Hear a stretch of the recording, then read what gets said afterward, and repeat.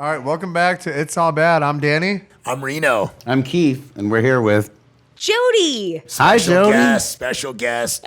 We've been after her for a long time, Miss Jodi Sweetin. How are you? I'm good. Reno, how are you? I'm good. Thanks so much for agreeing to come on with us. Absolutely, my pleasure. I haven't seen you in a long cool. time. It's good to see you doing well. So. Yeah, no doubt. It has been a minute. We talk a little bit about it on here. You know, Danny and I were both in the same treatment center. I think I did his intake. And one of the first shining faces I saw when I arrived there was yours. Really? Kind of running the operations or whatever, right? God, that was a nightmare. I mean, yeah, it was fun, but it was a lot. Yeah, it definitely was. And we always kind of like, you know, we touch on it here and there because like, some of us had this like super fun like summer camp experience there, you know what I mean? Where we were like having a blast. Everybody was palling around and everything. Right. And yeah, it was definitely like best of times, worst of times type situation. I get it. I mean, that rehab sort of has that effect. You're either like, that was awesome. And you're like, I want to go home. He's my new best friend. Totally. And then you're like, oh my God, these fucking degenerates. What am I doing? Right, yeah. It's kind of like we were in a summer camp where all the camp counselors were like killing people overnight, and the owner of the camp was like... Wait. It was like going to a summer camp run by Jason, except everyone knew going into it. Totally. Right. Yeah, that's a really good way to put it. Wait, who worked when you were... Okay, so when you worked there, because I got there, by the time that I got there, you dipped when like... I got there in 2015.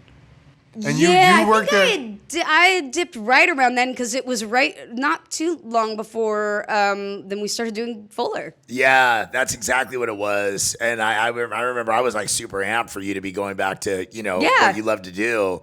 And like, you know, a few months after that, you're like on Dancing with the Stars. Yeah, it was fun. It was really fun. It was really fun. I will say though, I definitely, I think I skated into starting Fuller House. I had quit my job in treatment and like skated into starting Fuller with like $250 in my bank account. It was like, it was one of those divine timing sort of like, thank you. No, that's incredible. That's kind of, I remember seeing like the cast of Friends being interviewed by Oprah at one time, like after they were like 3 seasons in, and it was like, you know, and I think at that point they were like, negotiated together to all get $1 million an episode or whatever. The Friends actually filmed on the set after we did, like the same building or whatever. They call it the Friends set. I call it the Full House set. But whatever. Yeah. Friends schmens. Yeah, totally right. I've actually never seen an episode of Friends. No, full disclosure. You're not missing anything. Never. I don't like sitcoms. I'm sorry. We've completely gone off on a random tangent. I don't know where we started. My ADHD is alive and kicking right now. Hallelujah. We want an unbridled Jodi. You know what I mean? Like, well, sir, buckle up because I have had some caffeine today. Love that. But what I was gonna say about that was, I remember like Oprah was like, so what was the first thing you bought after, you know, getting that $1 million an episode deal? And like they cut to Joey, whatever the actor's name is, Matt LeBlanc. Yeah. And he's like, dinner. Right, yeah. He was so fucking broke. Dinner, yeah. He got that first deal or whatever, you know, he got fucking dinner. Yeah. Yeah. Pretty much. Amazing. Yeah. Kind of make it or break it in that industry. But it's very true. But it is nice to know that, you know, I've had a couple people who are like, I remember like seeing your face when I first came out of my stupor in treatment. Yeah. And I'm sure that was a mind fuck for plenty of people. They were like, wait. That girl has problems? Detox drugs do they no shit, right? Are you... Wait, what? Yeah, that definitely happened a few times. Stephanie Tanner. That was they were like, aren't you on right? Full? Yeah, and I was like, well, I was. But then they're like, why are you here? I was like, because I needed a job. I worked at a place that took over one of Bob Forrest's old sober livings up in the Hollywood Hills, and we took over his house, and like the house came with the residents that were still there. Like he lived there, and then he had a baby and moved out, and we took over the lease. So we get there, and there's a cat that he left behind, and two residents that are at the rehab. You know, one of them is like out of his mind, gone, and the other one looks at us, and he's like kind of looking around. He's like, "All right, I see what's going on here." And I've sponsored the guy for a few years now. And I'm like, what's going on here? He goes, you think I'm not fucking onto you, motherfuckers? And he walks back in his room, slams the door. I was like, what's going on? You know? And he goes, he goes, where's the cameras at? huh? Where's the fucking cameras? I know they're sending you God. in. And I was like, dude, what are you talking about? And he's like, yeah, he's like, first fucking I come to the sober living and it's fucking Bob Forrest fucking house. You know, he's like, celebrity fucking rehab. Now you guys show up. He goes, I know there's hidden cameras in here. You think you got me fooled? And he was like coming out of meth psychosis. Right. I was And going I'm to say, like, and then the yeah, pet team comes yeah. out and they're like, I'm like, no, buddy, sir, you need I'm to go like, back to your buddy, room. You're not a fucking Here's some celebrity. drippy socks. Yeah. Right. But you were like a preschool, what's like a preschool tutor, you know, that was doing amphetamines for the last 10 years. You're not by any means a fucking No one gives a qualified shit. for celebrity Right. You're rehab. not that important. That is But so wild in their about own the minds. disease. Yeah, that is so wild Legends about in the our own disease. minds. I mean, we all were Yeah. Uh-huh. back in the Straight days. Oh, up. yeah. Yeah. So where'd you grow up, Jodi? I actually grew up in technically Orange County, but LA. Oh. I mean, I always say LA because I feel like I spent most of my time in LA. When we shot the original show, we were in Culver City at Sony Studios. And then we did our last 2 seasons at Warner Brothers here in Burbank. So, Nice. yeah, I mean, I was up here a lot. My mom drove me back and forth every day. Really? Yeah. Till we moved to Warner Brothers and we had an apartment up here, the Oakwoods that collapsed in the big earthquake. We had an apartment up here so that I could stay because I had an acting class like during the week, and when we were shooting and stuff, it was just easier than driving. The Oakwoods are like a notorious like sitcom TV show. Well, there's People the live there, right? Oakwoods that are now the like Ava or On Barham. Barham and whatever, and that was always an Oakwood, and then there was one further down, like more towards like Sherman Hollywood or Oaks, something? Sherman Oaks, Okay. like by the mall over there. Right. But the one on the hill here was all like you would find everybody would go and live there, especially people from out of town, because you would come and they had furnished apartments and they all fucking smelled the same. I don't know what cleaning product they used, but it was like, is that morgue? Yeah. No, but it was just everything was the same, and it was always infested with rats. Everyone knew that. I was like, really? fucking rats. Oh, because you're up in a hill, right about Yeah. And so there were always rats, but it was just the place where everyone was, and you'd be like driving through and just see random people from All celebs and shit. a lot of celebs and a lot of celebrity Actors. kids. Yeah. Because their families would come out here when the shows were shooting. You know, there would be people that lived in Georgia Yeah. or whatever out of town. Right. They'd come into town. And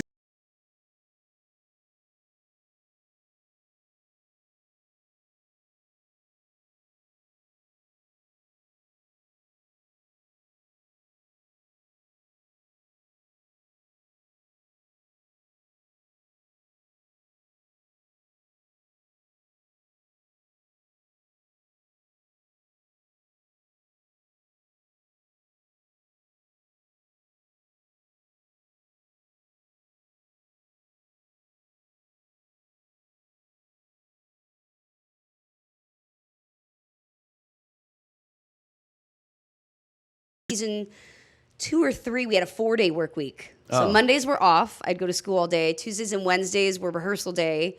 I would go to school in the morning. My mom would pick me up in Orange County at like lunchtime, around 11:45. Oh my We'd gosh. drive up. Back in the days when you could make it from Orange County to Yeah, in LA, 40 and be like, oh, minutes. 45 minutes, an hour, you'll be fine. But yeah, I'd drive up here, and then I'd do rehearsal and run-throughs and wardrobe fittings and all that, and then we'd drive back home on rehearsal days, and then usually Thursdays and Fridays were my strictly on-set tutoring days, because those were the days that we shot and then had an audience taping on Fridays. So I did both. I had I went to a public school in Orange County. Right. Like none of my friends. What city in were, Orange County? Cypress, actually, okay. where John Stamos actually grew up. Oh no! Oh, really? Yeah. His family still lived down there when we were on the show. His He's mom- super nice, right? John's a doll. He's Yeah. wonderful. But yeah, it was like a normal existence, except Yeah. for the fact that it wasn't. Yeah, totally. I mean, how did you get into? I mean, your parents just took you on auditions as a kid, like When you were like a little ham. I was a little ham, and it's funny because I just recently found these old audio tapes that my mom had, and when I was 2 and 3 years old, she would interview me on like the little recording with the the microphone thing. Yeah. And in the days before VHS recorders and camcorders and all that shit. Yeah. And I just had them transferred and listened to them the other day. And I heard my little interviews with and I was like, I see it. Honestly, like I was like, oh yeah, I see why you put me in this. Like I was like, and now I'm gonna do this and da da da da da da. I said something. Then one time I was like, no, I'm very exhausted now. I don't want to do this anymore. Like I was just like I was just that kid, and I loved it, and I loved performing. That's awesome. My parents had I come from a pretty working class, family. Like nobody in the business, nobody that had any connections to this, and it was like, sure, if she wants to do a couple auditions, and then 37 years later, here I am. So, And she just drove you up here and took you on a couple of auditions, and you got some commercials. I mean, and I started stuff. doing like print stuff because that's usually where you start. At least it was then. I don't know how this fucking business works anymore. Right, but like Close Time Kids or whatever. Right, yeah, exactly. Stuff like little local ads, whatever. JC Penney's. So I did some of that, but then because I was reading at a really early age, my mom was like, I think you could probably go out for like shows and commercials and stuff, even though I was only 4. And most of the time they wanted kids that were a little bit older that looked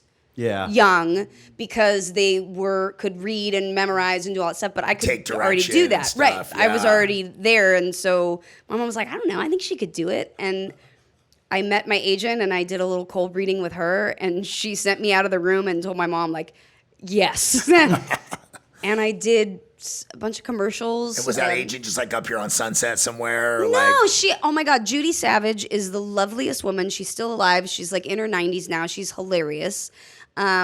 She had almost all the kids on TV shows like in the 80s and 90s. Oh, wow. Like all of TGIF, she was like the #1 kid agency. Urkel and all those kids? I don't know if Jaleel was with her, but I know like there was Andrea and I who played Kimmy. She and I were with her. Christine Lakin from Step by Step, Danica McKellar, Fred Savage. All of these kids. I mean, we have a picture somewhere of her, like 20th thing, like a class photo of all of us that were on shows currently in like 92 with her, and she had like 35 clients that were just that were on shows. She was great, and my mom still talks to her. She's like part of our family. She was not a like pimp your kid out kind of child agent. Yeah. She had kids who had grown up in the business too, and is she related to Fred Savage? No, she's not actually. But I don't know if you ever remember her daughter Tracy Savage here in LA she was a news reporter on like Channel 9 or Channel 2. Yeah, anyway, it doesn't ring a bell. Yeah, no. But anyway, it was just sort of like right place at the right time for a lot of it. I think I got a text message the other day. One of the TGIF kids is like running for Senate or Congress. Like Ben Savage. What show was he on? He was on Boy Meets World. That's right. Yeah. He was. Yeah, he's like the main. I've worked with Fred Savage as a commercial director a handful of times. Yeah. And I've worked with Danica as an actor on a commercial. Oh, okay. Yeah. I just saw Danica at 90s Con this weekend. Oh, really? I saw some posts of that 90s Con. What was that all about? It was fun. It was, they did the first one in Hartford, and it was really successful. And then they did another one, but they got the casts from like Charmed, 90210, Full House, Family Matters, like a bunch of nostalgic 90s shows, and we go and do like a signing convention. That's so rad. That's so cool. Our fans, especially because there's a lot of kids and families, like it's really sweet. That's so rad. Or like I had a family fly from Peru. No way.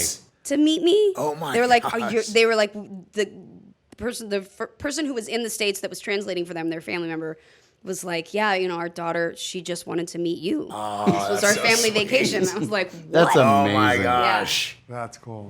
Talk about really feeling inadequate though. You're like, I would not come from Peru to see me. No, but you know those shows like sitcoms, like they just hit, man. I know you say you're not really into them or whatever, but like, yeah, I mean, you're growing up and you're watching that, and there's all these kind of things going on in this dialogue between the kids and the parents, and these little life lessons and stuff. It resonated with a lot of people. I'm more of a 2.5 Men guy myself. When Charlie was on, got it. See, I'm more of a It's Always Sunny in Philadelphia kind of person, and that's what my kids watch too. And I'm like, that's a terrible. Your kids watch that?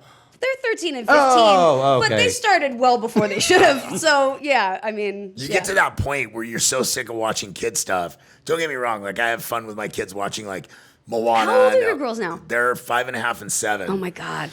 And they're savages. Yeah. Especially my youngest. I saw a post today that was like, it was like a woman sitting in her car with a finger to her head. It's like me contemplating like the fragileness and blah, blah, blah of my first child. And then it cuts to like King Kong. It's like my second child. It's like King Kong crashing into buildings and shit. My daughter was like, I'm going to wreck She's the older one? She's the older one. She's an athlete. And she's taller than me. She's 5'9". And she's like, I will whoop your ass. I'm like, bring it. You're yeah. like, we had that moment in the pandemic. That was fun. Shit. Yeah. Wow. That's I tough. got 26 years of being sneaky on your ass. Try me, kid. Yeah. See, I came here. Okay, so I moved here in '92 from Ukraine. Like the Soviet Union just collapsed. Right. I moved here. I don't speak the fucking language. I don't know what's going on. I grew up on I grew up on Full House. I grew up I learned my parents are both working fucking 9 jobs or whatever to fucking make it happen. Right. I don't know what the fuck the kids are talking about in school. The ESL classes were full, so they put me in special ed classes because they were like, it's the same thing, might as well, Right. So I don't know what the fuck. I was like, I don't know what the fuck. Like I was like, okay, apparently this is where I belong, you know. And I don't know what anybody's saying, and I'm learning. Like I would come home and I would watch Full House and I'd watch Boy Meets World, and I'd watch those shows, whatever, Family Matters, all that, all the TJF stuff. Like that's where I would learn shit to bring back to my parents to be like, wait. There's this holiday. It's called Thanksgiving. We have to get a turkey. We have to do it. Yeah, we have to. Like, no, Right. I will be no, disowned. we're not Yeah. Americans if we don't do the turkey day thing. We need the turkey. We got to say what we're. They're like, what are you talking about? And to this day, my mom, and God bless her soul, she makes she does this this Ukrainian Russian style turkey thing. We still have all this stuff that's it has nothing to do with Thanksgiving whatsoever. That she brings out. I mean, and she Thanksgiving is kind of fucked anyway. It's so pretty that's fucked, all right. I'm going to celebrate your mom's version of Thanksgiving now. Actually, I think it's better. And it's still, it's delicious. But she does it was just little stuff that we picked up, and I learned so much about the culture. I mean, that's American culture, anyways. Just take a little of that, a little of it, whatever. Sometimes by force. No, but it's funny you mentioned that actually because Max and Val Shmerkovsky, who were 2 dancers on Dance with the Stars, who are also both Ukrainian, learned English in New York from watching Full House. It was their favorite show. And so many people have told me that story. I came to this country and Full House was just the show that I watched and I learned. That's so wild. I dated a Polish girl when I lived in Orange County that when she moved here as a kid learned English watching Three's Company. So I think that might be like a regular. I know, right? Dude, I love that. I just did a Three's Company rewatch podcast and I was a guest because I love that show. I do It's a too. good show. Have you watched it recently? No, it's been a while. Does it hold up? No. Yeah. I mean, there's so many things that you're like, oh my God, that is so blatantly, horrifically sexist. Yeah. Oh, or yeah. just all Oh yeah, they're always ogling Chrissy. And shit. And even just everything. I was like, oh, this show, we've grown, but also. He's pretending to be gay and doing the entire premise of the show doesn't work now, right? Those single women can't rent an apartment by themselves, so we need a man to help us. Totally. But it was funny just watching it, and I have to tell you, Larry's pants in the episode that I watched. You guys, I could see mushroom. I could see. No way. I swear to fucking. Oh, yeah, he was discoed out with tight pants. They and were shit. light gray. Okay, this was gray sweatpants, but suctioned to his body. All right, there was I was like, how did they let this on? You could see his entire high network television. Right, I was like, day, wow, the 70s were a wild time. I remember one episode. He either found a pot plant on the balcony or was growing pot or something, and then it was a whole thing, cannabis. But it's such a great. I had no fucking idea what they were talking about. Such a great shit. Watching it though, and seeing some of the comedic timing and stuff like that, and I remember watching those shows as a kid and being like, "That's really funny." And sometimes I didn't know why it was funny, and it was growing up around Bob and Dave and stand-up comedians. Yeah. I didn't always know why something was funny. Most of the time I did, and I shouldn't have, and I'm not sure how I figured it out. But it was I loved that sort of humor and those, those sorts of like. The funny thing about Bob is like people always think of him as the Full House dad, but he was a raunchy comic. Dude, But he was he was great. I've never known that. But when people are like, oh, I'm so shocked, I'm like, Bob's always been like that. Like, Really? not like he was like that inappropriate in front of us, as kids or whatever. But But he like, would be a little off color here and there or whatever. And I mean, stuff. look, when I started doing Fuller, I realized just how hard it is to keep jokes on the inside when you're in a room full of children. And sometimes you say things that you really hope that they don't pay attention to. And so I understand his dilemma now. But no, I was really close with Bob, and he took me to the Laugh Factory when I was like 10 years old the first time. No way. I would spend the weekends, because he had 3 daughters, and so I'd go home with him sometimes after a taping on Friday night to go spend the weekend with his kids. Oh, that's cool. And one night we were driving back, and he goes, "All right, I didn't tell your mom this. I got to go do a last-minute set at the Laugh Factory. You're coming with me." And I was like, yeah! So, we walk in through the back door. It's just I sit up on the back speaker. I got to flash him his light and everything. Oh, yeah. Shit. It was great. And he was just like, oh, fuck. Like, he was like, Janice is going to kill me. And I was like, yeah. I won't say anything. Yeah, it was great. So badass. Yeah. Wow. Was there anyone in the house that night? Any other celeb comedians?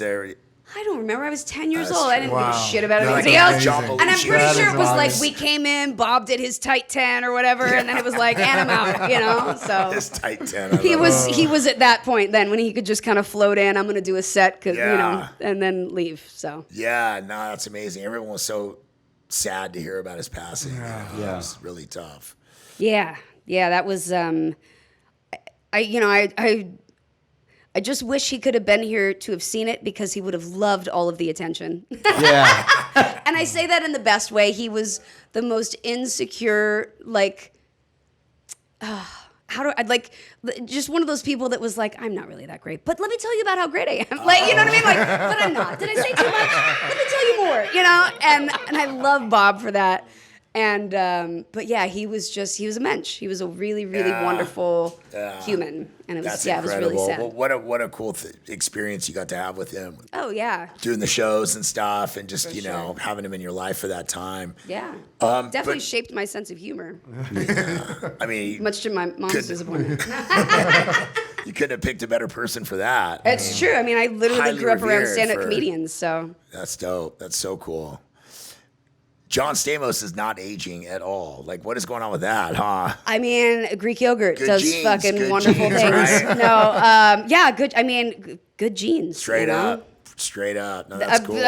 I mean, I will take no credit for anything that I look like today. I certainly tried everything in my power to age myself like a fucking Isn't that crone. wild that we're all sitting here right now, and as hard as we all went in the paint, to just fucking undo it all. I was listening to your Margaret Cho episode, which was hilarious, by the way. But I was She's listening to that, hilarious. and you guys, you were like, man, heroin just preserves people. I don't know what it is, but I do think stopping drinking early definitely saves. When did you start drinking?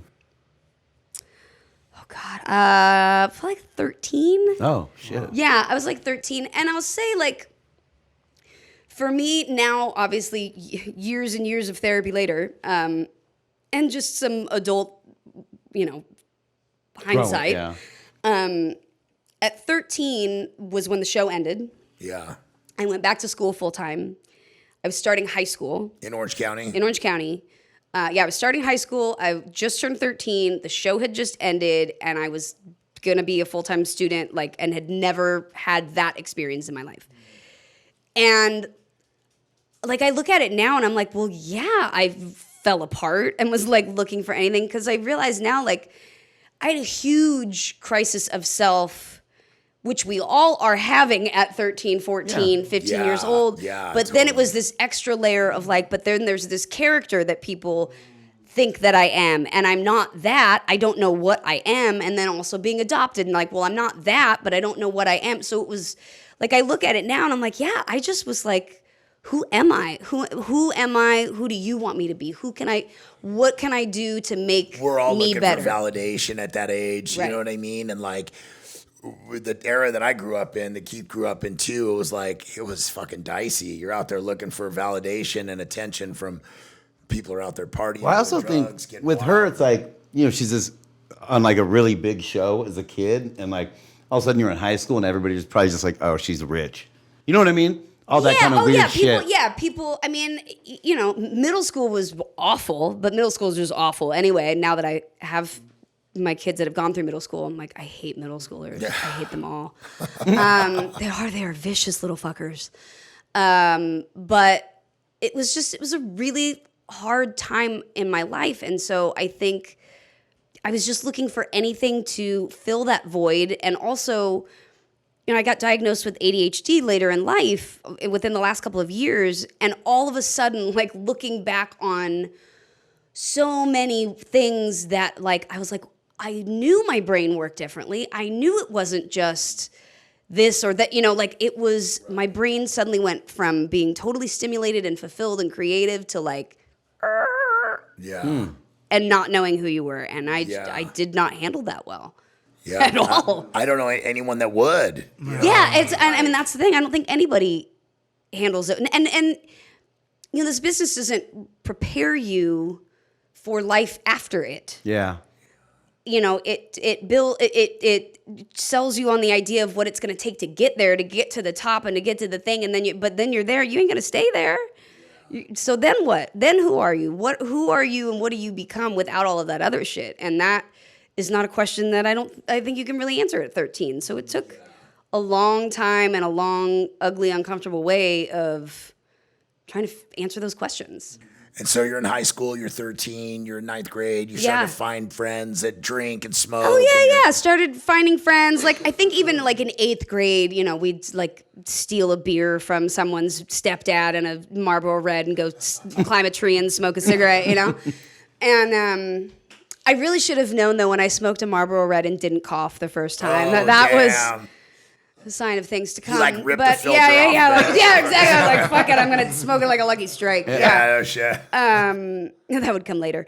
But, it was, that was like the first little dance into it. And then also, I was adopted, and that's something that I've talked about a lot more throughout my sobriety and things like that. But I was adopted, and both of my biological parents, the only thing that I really knew about them was that they both suffered from addiction issues. Oh. And so there was also, I think, a weird component, now that I look at it and can be really honest about it, there was a weird component that was like, maybe if I do this, I'll be like them. Because I didn't recognize myself in my mom parents. Or in my, you know what I mean, in my parents, my mom and dad. But I thought, well, if these biological people are connected to me, maybe that's what I am.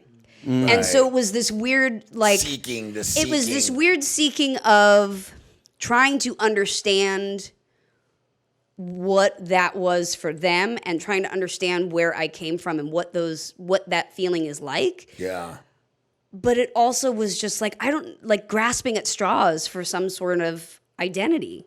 Yeah, and in doing so, you opened up the floodgates a little bit. Oh, for sure. Yeah. For sure. And, my parents, my mom and dad, who, adopted me, but are my mom and dad because they've put up with all my shit through the years, they were both totally normal. They are really? They are not alcohol. They don't even drink. They don't. Maybe occasionally I think I've seen my mom drink alcohol like a handful of times, less than 10 in my life. They just don't drink. They're just not those people. My dad was a superintendent at a gypsum plant in Long Beach Harbor. Oh, wow. Came from Oklahoma, post-depression, baby, lived in a dirt floor tent, had nothing. Wow. Shit. Very normal people. Yeah. Who didn't have any of those things. Yeah. I mean, they got their own things. We all have our things. Right. But those were not the ones. And so it was starting in high school, it just started becoming this thing that was not only how I could differentiate myself from my parents, which is what everyone's trying to do at 13. For sure. But it was how I could connect with my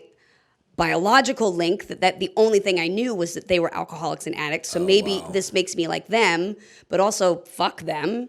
And then also, but at least maybe my peers won't think I think I'm better than them if I get really drunk. Oh, right. And, so there was all of these things that I see now, that what alcohol was doing for me and the questions that it was trying to answer. Yeah. I always think, even if you think about the different Strokes cast. You know, I think they're Right. maybe Todd. I think maybe the older brother's alive. The other two are dead. Todd's still alive. Yeah, But like, Willis is- even like the Little Rascals, all that kind of shit. Because it's like they don't like making when you're 5 and become famous. Like, I mean, I can't even imagine. There's no, and you know, I had my mom actually was on my How Rude Tanneritos podcast. It's a Full House rewatch podcast that Andrea Barber, who played Kimmy, and I are doing. But my mom was a guest on the show recently, and I asked her, I said, if you know, if we start all over again, but it was today, and I was 5 today, would you put me on social media somehow and would do that? She said, I would absolutely not. Yeah. It's different. And it really, really is. I would not want to be a young person in this business today. It's hard enough being a normally aged person like I am. 41. Well, you think about all this stuff with social media, with like the whole like how, you know, people what people can say, the public forum, you know, Twitter, I mean, all of it, you know, just being able to, you know, like people talking shit and people the weird. It's the worst fucking shit thing to that happen you- to this planet. It's really dark. That and the internet. We don't need either of We them. don't need Yeah. either. No, Yeah. I'm with you on that. I can't wait till it all blows up. I mean, Right. not like I'm planning that or anything. Please, I just want to put that out there. But I think I find myself more and more as I, you know, and enter into my 40s more comfortably, that I'm like, you start just realizing like, this is just bullshit. Like, this is so not the thing. And I don't think we equip anybody to handle that. Yeah. And now we all have sort of some weird form of like internet presence, you know? Totally. And I just don't think we're equipped as humans to do this. And when you're put in that position at a very young age, I'm grateful for it because I think it, like I said, it kept me entertained and stimulated and creative and all of the things that I needed for my little growing brain. But then it does end, and there's no skills for what you do next. Yeah. And even with the best of landings, which is what I had, and working on a set with great people and having normal parents and like an education and all of these things, like it still really fucks you up. It's still weird. And I love this business, but it is not friendly to your mind. Yeah, You know? it's really interesting to hear that because I'm like a huge TV cinephile. Like I love movies, I love television, like, you know, and I'm always like curious to, you know, know what it's like. So it's really interesting to hear that side of it. And you're right, like the way it is now, I mean, when you look at how it was back then when you're filming these sitcoms, it's like no one has access till the show comes on the air. Right. It's all kind of happening in these You don't magical have to do all of this places. extra content Yeah. of Now putting these yourself out kids, there. It's like like- you're just doing a show. You're doing a thing. You know, there was Access. press and there was stuff, but now it's like you've got to be on TikTok and this and talking to these people and reading the comments and doing. And it's like, no, It's insane. Yeah. Keith has even said like cell phones worst thing to happen to it humans. really is. the worst. I hate them, and I throw far the too end much of of the my life day, away yeah, on at my the end of the own. day, Listen to you're me. like, She's a perfect example. Think about this. She's a kid on a show working with a house phone. Like, you know, I mean, your mom, right? Yeah. Like, We there's had a no car cell phone. We did have a car phone. But still, you But know it was what I the mean? kind like, that had to be like mounted in your trunk. You had to go drop the car off for 3 Yeah. days because they were like, hold on, we've got to take your entire car apart to fit this satellite phone in there, you know? Thing looked like fucking, was like Die Hard when they've got that giant thing on their shoulder, you know? And one guy's on the thing, it takes the other guy to hold the damn Yeah, thing. no shit. Yeah. That is wild. Yeah, no, I grew up in the era before. Yeah. My childhood, I had cell phones later in high school, 10th, 11th grade. But even then, it was like, don't call me until after 9. Like, I don't have free minutes. You Right, would page right. somebody so you could call them back on your cell phone. Yeah, I remember all that for It sure. was, I'm grateful for it. So 9th and 10th, 11th grade, you start getting into what? Just continue drinking, mixing it Yeah, up a there's little a bit. lot. At Because that- I saw on Wikipedia you graduated high school, you went to Chapman. I did. Which is a good school. It's not an easy school to get into. I No, don't it was a think. great school. I got academic scholarships. I mean, the thing that was always not necessarily a struggle for me, but the challenging part when I got sober was that I was always able to play it off really well. So I could show up to school and be completely shit-faced, but I would, do fine on my history exam and go to the dark room in third or fourth period and go pass out under the developer, and then come to a little while later and be like, oh yeah, no, I was just putting some stuff in the dark room, and and I was fine, and teachers loved me, and I got really good grades, and I didn't have to try, and it was like cool. And then, my parents were like terrified of letting me out of the house. Oh shit! Because it was getting worse and worse. This and was worse. in college. You were still. This living was at in home? high school. This was still in high school. By the time I got to like my junior and senior year, I spent a lot of time grounded, and because I was just a liar for one thing, as most teenagers are. Now that I have some, I go, oh God, you're just all little fucking liars. Yeah, right. And terrible at it too. But man, did we think we were good. And so like I just, it was like I never was where I was supposed to be. I was never who I was supposed to be with. I was never doing what I was supposed to be doing, and I was probably loaded somehow doing it. Oh man. And at that point it was really just drinking and smoking pot. I started smoking pot like before school. Oh my God, the first time I smoked pot, you guys. I coughed into the pipe. I didn't know, I'd never done it before. I just go, and I fucking blow it all over. Oh my God. Lit. The embers and shit? Yeah. Yeah. All over my friend's brand new Chevy fucking Camaro. No shit. Yeah. She's like, oh my God. And so we pull over and we're like on our way to school, right? And she just looks at me and she's like, have you never done this before? And I was like, dying, I'm like, no, I totally have. But worst ever. But yeah, I started doing that, and my parents were just like, what? Like my mom knew. Yeah. I got the cops called on me like wasn't senior. Well, it was around the end of my senior year of high school. I always tell the when everyone story. goes to Disneyland at the end of their senior No, year. we had senior like whatever night at our Grad night? At grad night at our high school. Oh wow. Where I proceeded to do ecstasy for the first time. Oh shit. Wow. And You're like Open Arms by Journey never sounded so good. right? Like to all the bitches I hated in high school were like, oh my God, man, why were we never friends? I love you. Right. And all the parents were like, why are they all rubbing each other? Right. No way. Oh yeah, no. So prior to that though, this is just the fun fucking. Where did you guys get the E for that night? I have no idea. I wasn't in charge of procurement. I was just there to get some, So before that, though, was like the end of the school year. My mom, I had done some things and been drinking and gave my car to a friend of mine who drove my car to San Diego on a suspended license, and I didn't know it because I didn't have a cell phone to call him at the time. Shit. It was a brand new BMW, and it was gone. And my parents were, I puked on a cop's shoe, falling out of a car. It was not good. Damn. Every picture of me in the house was face down. No way. The next day. Yeah, I'm an only child, too. There was a lot.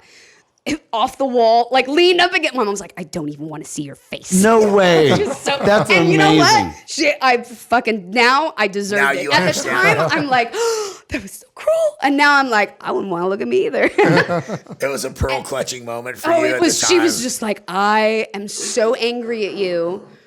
And then I was like, all right, cool. Went to senior luncheon, got hammered again. This was how I would drink already, 16, 17. Got hammered again after just getting in trouble and having every picture of me in the house face down, grounded the whole thing. And I'm like, you know what sounds like a good idea? To go get fucked Getting up. drunk at 11 a.m. And so did that. And then I was like, well, mom's still pissed at me. How much worse can it get? Went to grad night, took one pill of ecstasy, and I'd never taken it before, right? And so like half an hour in, I'm like, man, this isn't doing shit. Oh, because I was always, so I take another one. Then I see a friend of mine in the corner, and I'm like, are you okay? What happened? And she's like, oh my God, the E's kicking in. I'm like, oh shit. How much did you take? She was like, I took half of one. And I was like, fuck.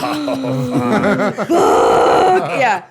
And my mom was still so pissed she didn't come pick me up from grad night the next day. She was like, I figured you'd figure out how to get home. No. I mean, I didn't live far, but She's she like, was "You're resourceful." It was just, she was like making a point, and I get it now. She was Yeah. like, I'm not gonna come pick you up. You can figure out how to get home. And so that was like my first real experience with anything outside of alcohol or marijuana.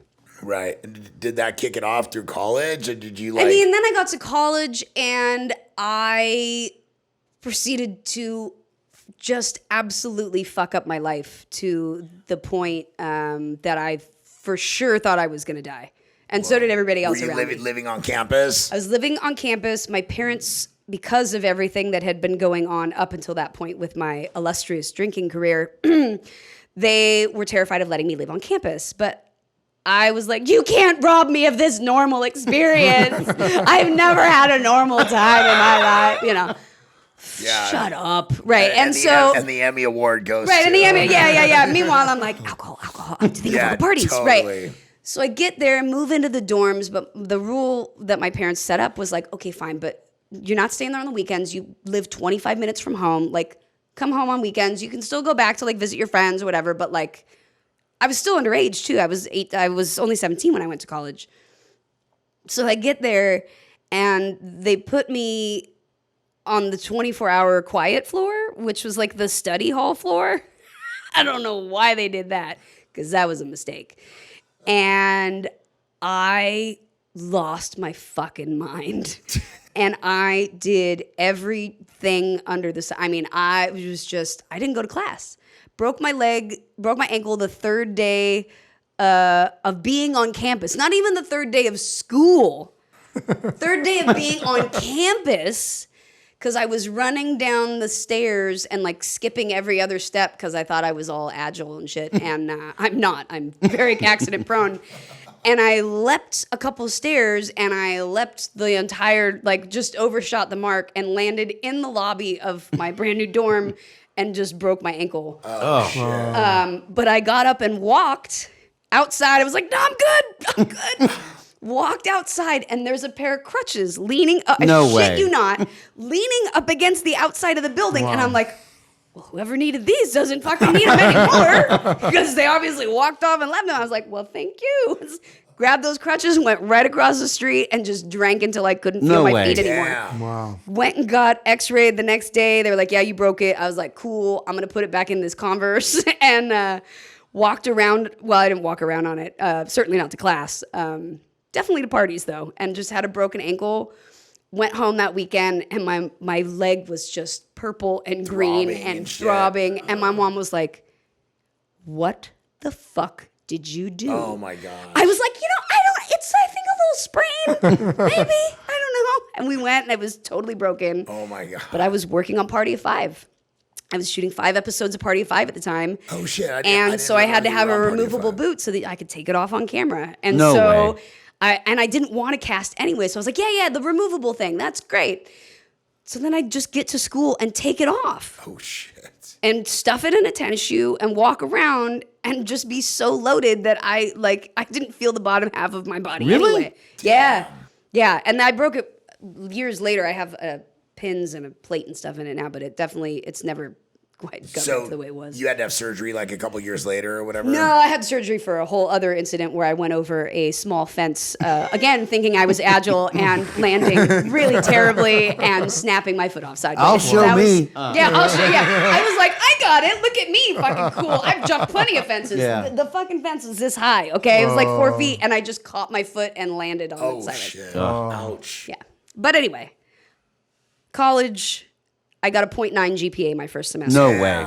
And I always think about this. I almost got kicked out of the dorms for being a danger to myself. I was a cutter. I would just drink and cause all kinds of havoc on campus. All just reared its ugly head. I was, just all reared its ugly head. And I got like a 0.9 GPA. I had an academic scholarship and everything when I got there. And they were like, what happened? I didn't go to any of my classes. I remember my English class, I walked into the final with the blue book that I managed to purchase or steal from somebody.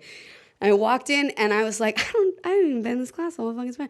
I just wrote, I don't know a fucking thing. And I turned the blue book in. No and that way. was, yeah. Shit. Yeah, I'm an idiot. And so I was like, that's great. And I just, turned it in. I convinced them to not kick me off campus for being a danger to myself. And then shortly after my 18th birthday, it all kind of came to a head. And I I'd burnt so many bridges, you know. I in a very short period of time, I remember my roommate Nancy, you know, she walked into somebody's room and I was drinking again, and she just burst into tears and she's like, I can't watch you do this to yourself. Oh, wow. And I was just like, then fucking turn away, and just kept drinking. And she was just like, I don't, yeah. And she was just like, and I was like, sorry, bro. Like, that was it. Yeah. Nothing came between me and that. You were in it. I was in it. I was in it. And yeah, and I was dating somebody at the time who I went on to become my first husband. There's been a few, but we'll get there. That's another thing. I love that you're a lover and you love to get married. I love that. I don't know if it's that. I don't know. Yeah, no, I think it's just some stupidity. Oh, no, I'm just kidding. But right after my 18th birthday, I was like, dude, I'm not gonna, like, all my friends were like, you're not gonna see 20, you know, and that was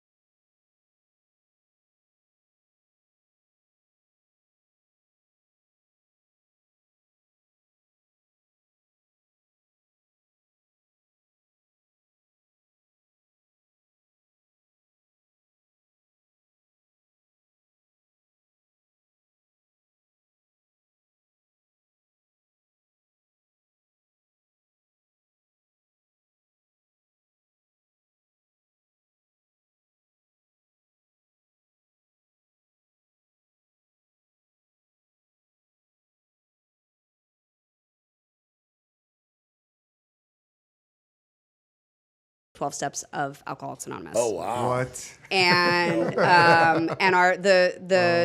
the I think he was a priest, maybe pastor, I don't know, but it wasn't a religious school, but we had he was like a priest that came in and taught. Anyway. Okay. But that was his class, and he had them come in and speak, and they were alcoholics in recovery? Alcoholics in recovery Wow. that came to speak to the class, had 20 plus years of sobriety.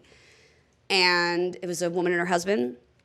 And it was the first time that, like, I'd always known I was an alcoholic. I remember at 15 telling my mom, like, I think I'm an alcoholic. Oh, wow. And my friends were like, yeah, I think you are too.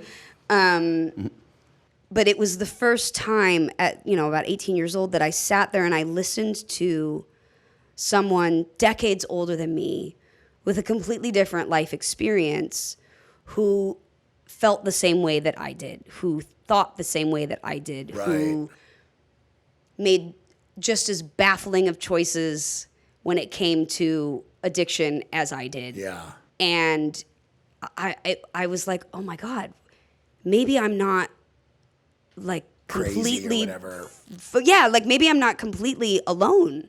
Like I knew I wasn't. I knew that there was something like out there for me, but I just didn't know what it was. And Yeah, so you're walking young back at that into age. You're not really like hip to recovery. And I was fucking 18. I wasn't trying to get sober. I was just like, I just want everyone to stop yelling at me. Or the consequences to stop coming in. Right, Yeah. right. No, I know. I remember I have like these two older brothers. They're like 8 and 11 years older than me. And one of their friends got married. And I remember the big thing about this wedding and the reception and stuff was that he had a year sober. And I was really young. And I remember like, fuck.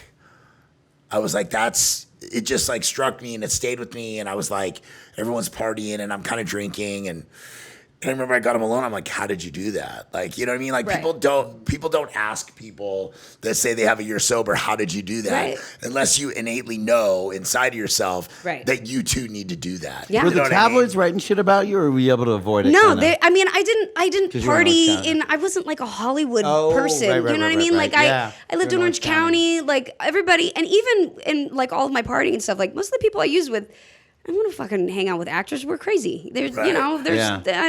we're annoying. No, but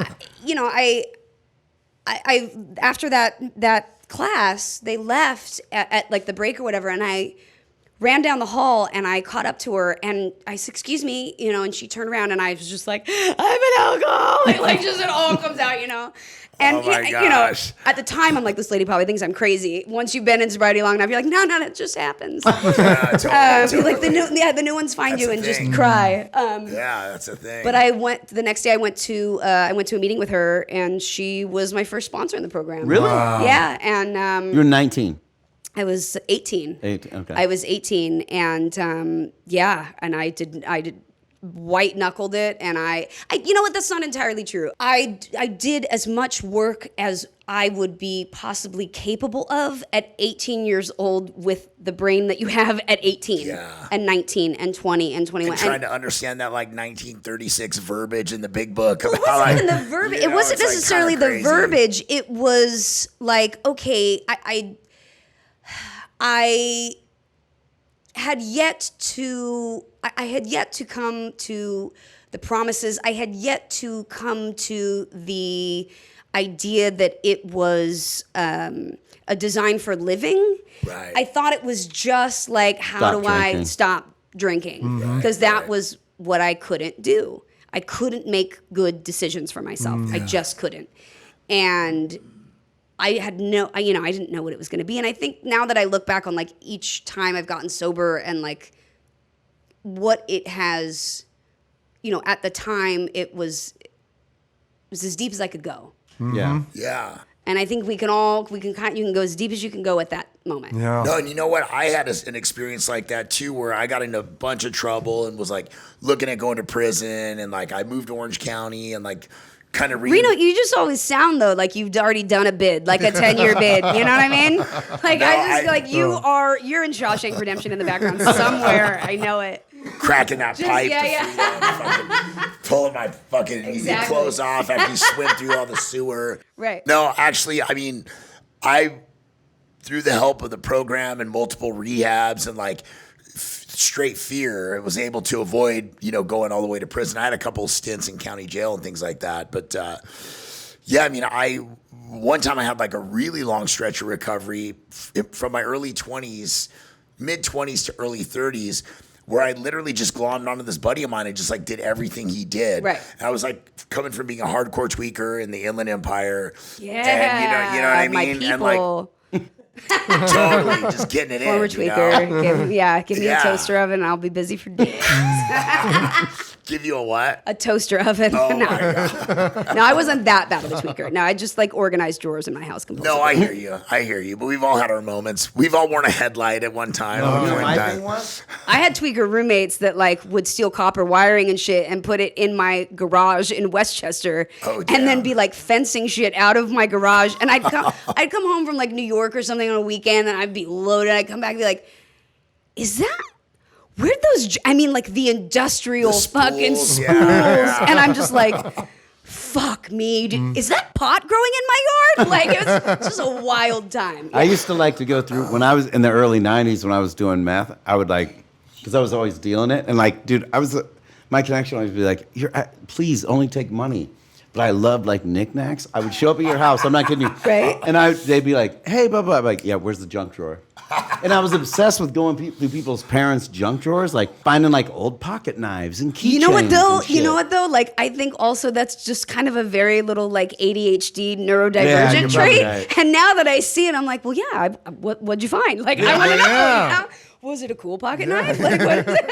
Oh, the amount of random shit I would have, like, I love the to best. trade shit. I Yeah. love Yeah, it. yeah. Hold on, let me Yeah, dig. totally. Right, yeah. I was always like brokering a deal for a flat screen for somebody or something. Right, you know what I right. mean? Like, yeah, I loved it. I loved Chris it. Collins would call it his accessories. He'd be like, "Hey, like, I got all my accessories." Like I took him to detox once. He got me sober, and then I took him to detox Yeah, at Michael's yeah, house. Was he there when you Yes. were? Yeah. Yeah, So yeah. he was the one that got me in, and then he relapsed at the house where he I was a part of that whole like weird documentary thing that never went anywhere, where they were like filming stuff. So they got me like doing my last shot of dope, and then my last shot of dope, and then like my last shot of dope, and they're like, "Oh, we got to get this fucking going." I was like, "All right, fine." That was And a then hell of an encore, sir. yeah. And then he went back to, and this is the beginning of my acting career. You know, he went back to that same house like 2 months later and was like, "Hey, well, I don't know where to get loaded anymore," because he was like sober for a little while and then he was locked crazy. up. And he went back to that same house, just knocked That's on the just door, what you do, and he was right? like, "Hey,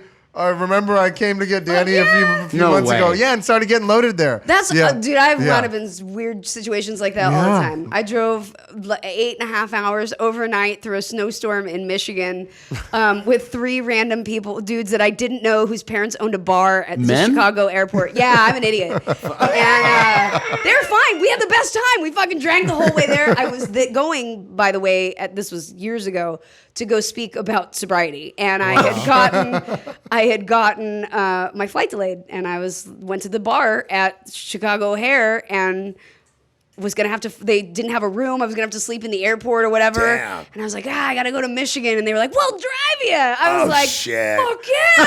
And I just get in the car. Wow. 3 strangers, 8.5 hour road trip. Wow. We get there, they're all hammered, and they're like, "Do you mind if we like sleep on the floor in your?" I was like, "No, come on in." Like they crashed on the floor. I get ready. I'm like, leave from it. They like left a little note, like, "Thanks so much." Drove back to fucking wherever they came from. Oh, no. Wow. No idea who these people are, Wow. what their That's nothing. like planes, trains, and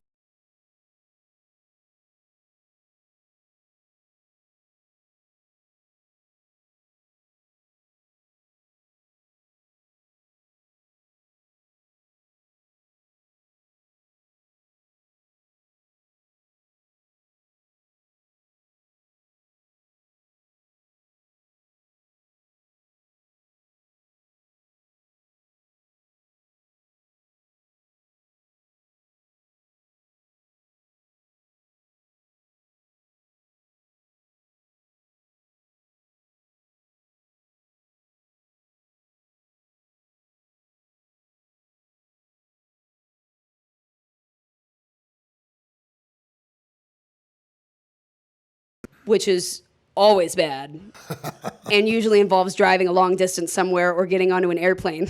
oh yeah. And like it would just be like, oh my god, I lost my debit card again. I have no money. My cell phone's broken. I'm fucking stuck in Nashville. I have no credit card to check into the hotel, and I've got to have someone wire me money, but I don't have an ID. That shit every single time. It never was it never ever was like fun party. It was like fun party, and then I punched somebody. You know what I mean? Like then I threw a chair through a window. At an airport in shit. Nashville, at a Waffle House in Nashville, or something. I was the crazy. Grand Ole Opry in Nashville. I was there for again another speaking engagement. This was before I had gotten sober again, and was there for the National Speaking Conference. Oh no shit. And I had gone on an 8-day trip to Vegas on the spur of the moment. 8 days prior, Nothing good happens past 2 someone days got a in Vegas. plane, and he was a high roller. And we found out once we were there that like he was going to rehab for gambling and cocaine. And let me tell you, he needed it. It was I've just never seen drugs like that in my life, and it was. I was there for 8 days. We went clothes on our back. My idea, clothes on our backs, bitches. And then we get there, and I was like, wait, shit. 3 days in, like, yo, we need clothes. And so, like, going shopping and then basically moving there, the whole thing. It was Moving there? Not moving there. Oh. like, But moving but there. moving Yeah, there, not for all moving intents and there, purposes. And then having to call my speaking agency, get a thing to get to Nashville from Vegas now. Oh, damn. And they're just like, what are you, what? Okay. I'm like, no, it's fine. Get to Nashville. I have no winter clothes. It's fucking February. Oh, shit. No winter clothes. I'm in heels and whatever I had bought in Vegas, like skinny jeans and a fucking top. You know what I mean? Like Frankie B's. Right, yeah, some low-rise shit you can't sit down in without half your ass cheek falling out. And like my cell phone's broken. I've lost my debit card. I have no cash. I get to the hotel and they're like, we need a card for incidentals, even though the room is paid for. I was like, to call my friend in New York it was just And they got to send over nightmare. the credit card And authorization then I form get there, shit. and now I'm detoxing off an 8-day fucking bender. And I'm in my hotel room, and I'm like, I can't speak. I can't do this. And I'm locked in my hotel room. Damn. And I locked myself in my hotel room and called my mom, collect, from a hotel in Nashville, and was just like, I need to come home. My friends get me home, I crash on my friend's couch. I'm like, I'm going back to a meeting tomorrow. I'm definitely going to go to a meeting tomorrow. I was probably like 24 at the time. And next day, wake up, and I was like, all right, well, see you later. Thanks for that.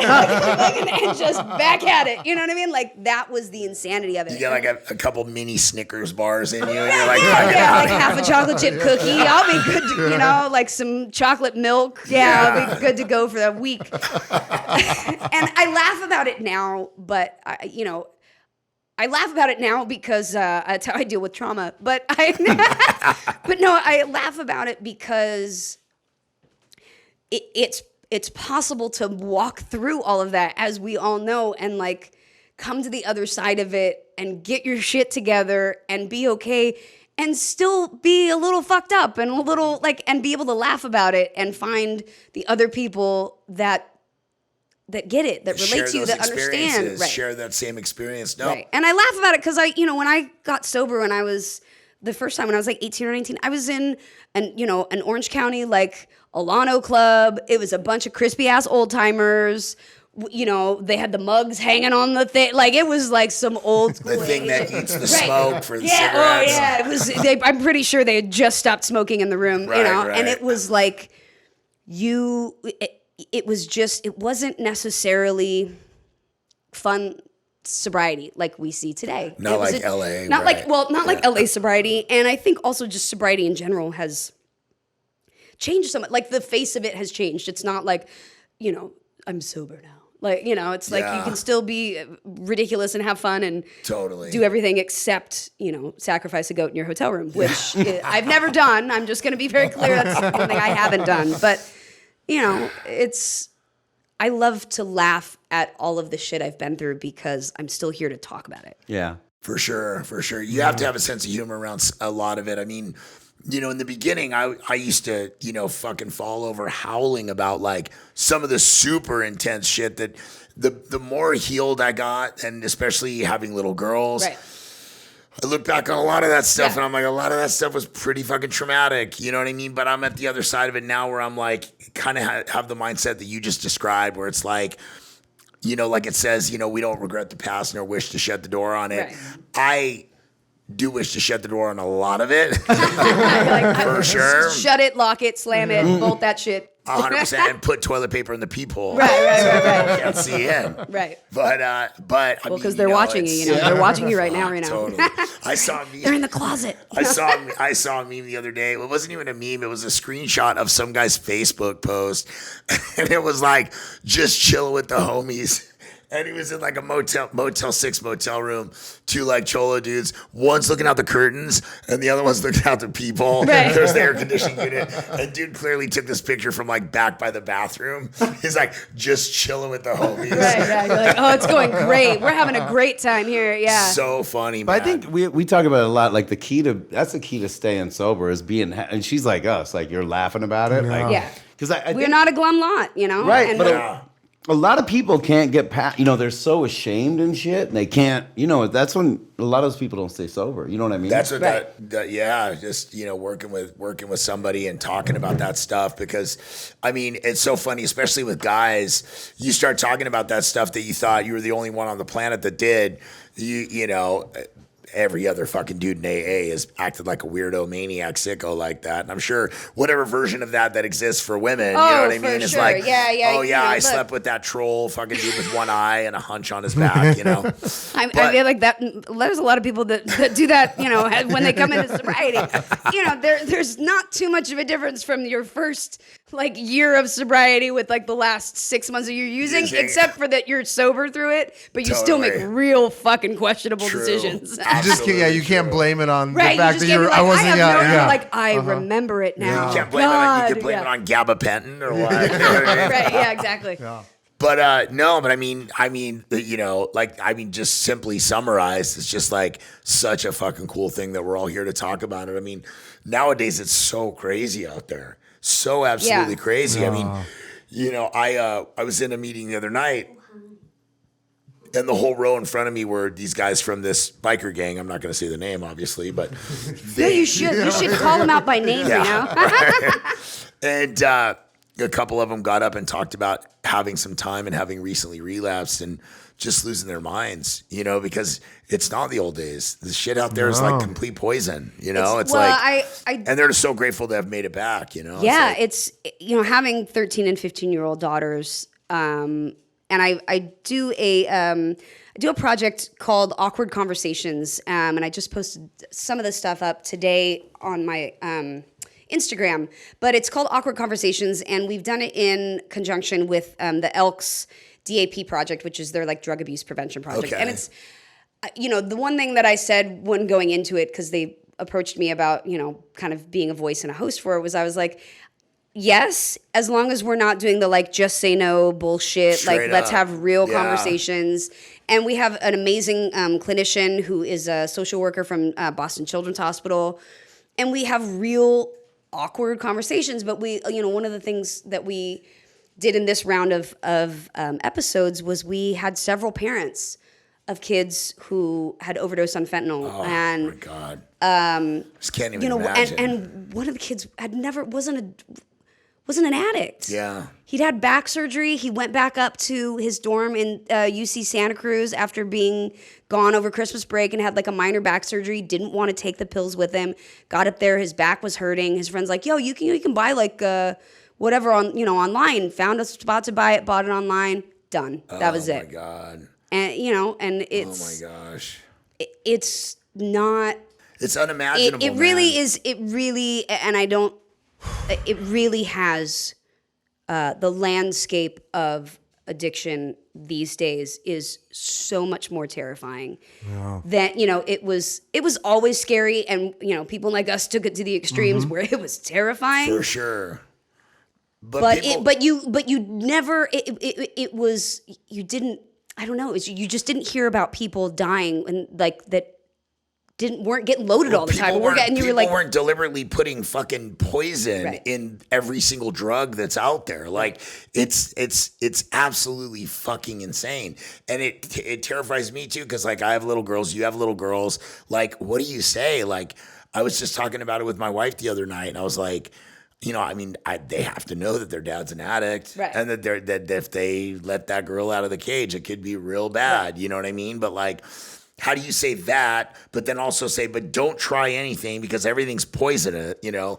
Well, I mean, just so that's the crazy. terrifying part about all of this, right? Is that, you know, and my kids know everything about me. You know, they can just Google mom and they're like, oh, wow, you are a real disaster.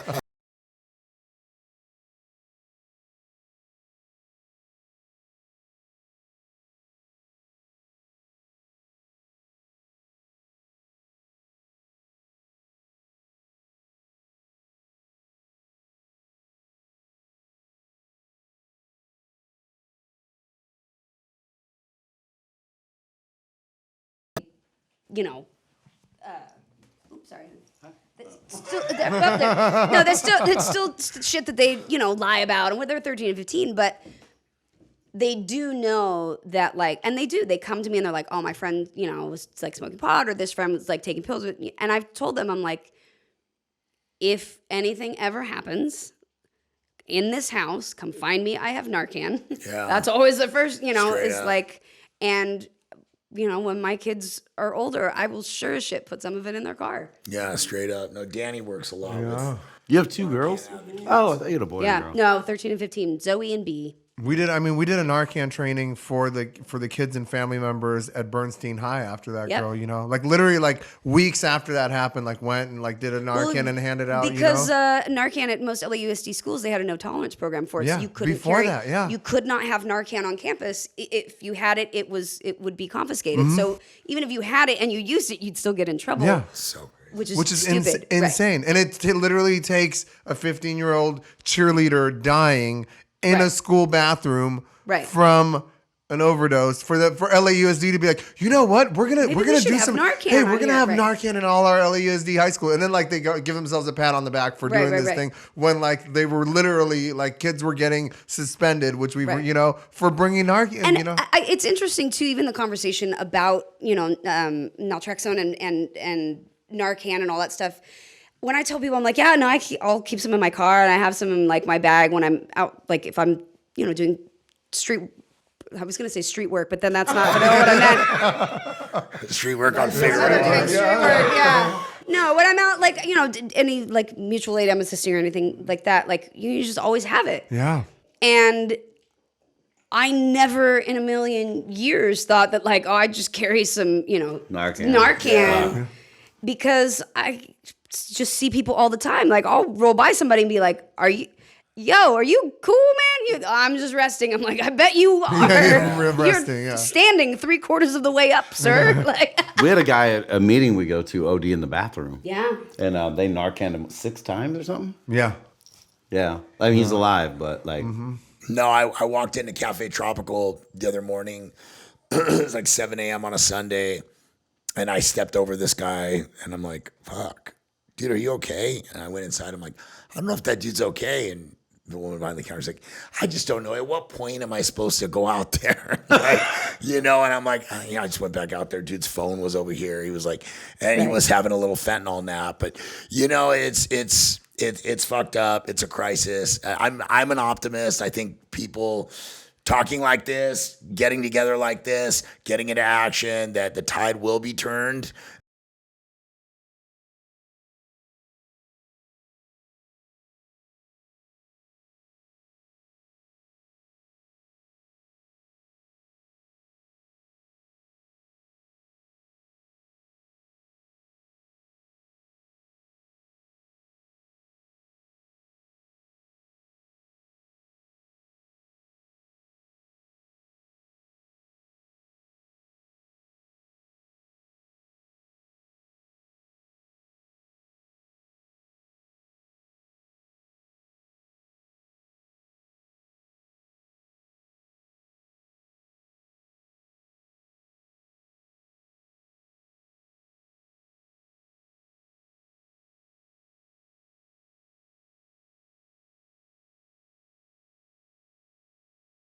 Right. My house, you walked in and I had a beautiful Waterford crystal bowl, but it was a lovely dish and, price of admission, throw what you got in there. Yeah. And we just had a Tic Tac fucking mixed assortment of all, you didn't know what you were getting. I was the same way. I was a trash and you can, just I grab, didn't and have you'd be any bad like, cool, I experiences. wonder Very what few. these two will do Yeah. together and take it and Yeah. like see what happened. That's insane. Just period. Like that's most people are like that's just insane. But now, Not back I in the don't. day so much. You know what Well, I mean? no, I think Still there's probably pretty, a lot of people people that took would be pride like, in- that's not normal People behavior. took pride in their drugs back then. Right. Yeah. No. It was. But now there are the lane for not getting it is so narrow now. Mm-hmm. I know even for myself, like coming in the rooms in my 20s over and over and over again, like, we all know the people that are like, oh, I thought I'd always make it back, and then they didn't. Yeah. But now that feels like even scarier because You're it right. just- You said it perfectly. The lane is getting more and more narrow. It used to be the door was kicked open a little bit. And if you, busted your way in there, you right, called. there's no room for mistakes Yeah. now. There's no room for it really is life or death in an entirely new way. And I think, raising kids in this world and in this environment with that at the forefront, it's like I don't know what to do. I don't think any of us know what to do. We're all just kind of trying to figure We're it out our best. horrified. I mean, our kids are young, but like, Yeah. it's because like, there's no mental health services really. You know what I mean? That was wiped out, right? Yep. Like, Well, I did just read the other day in the paper that they amended the law to where people that are a danger to themselves and others, which are, the people that we see on the streets mentally ill, they amended that to include people who are severely addicted to drugs and are on the streets and everything, can't give themselves basic human care, like bathing and feeding, eating and stuff, that they're going to move into the old model again and start to like put people in conservatorships and put them into facilities where they can get the help and get grounded and take meds. Scares and all me that kind too. of stuff. But equally I'm scared like, almost that's much, also right. But I mean, at this point, really, just any solution you go, someone's going to take advantage of that, and that's just how and that's the sad part. But it's. I'm sorry. Oh no! It's we're facing sort of so many different crises that are happening all at once. Perfect storm. And young people are, we were talking about it in the beginning, like social media and sort of all of that, like where it's at today, it's so different, and we just don't have the skills to handle this with our mental health, and we are like bombarding young people with an overload of confusing messages, and I see it in my kids. They're just like, I don't know what I'm supposed to do or who I'm supposed to, it's really, it's a lot. Well, they're not like, I mean, we're gonna go off on this. It's okay. No.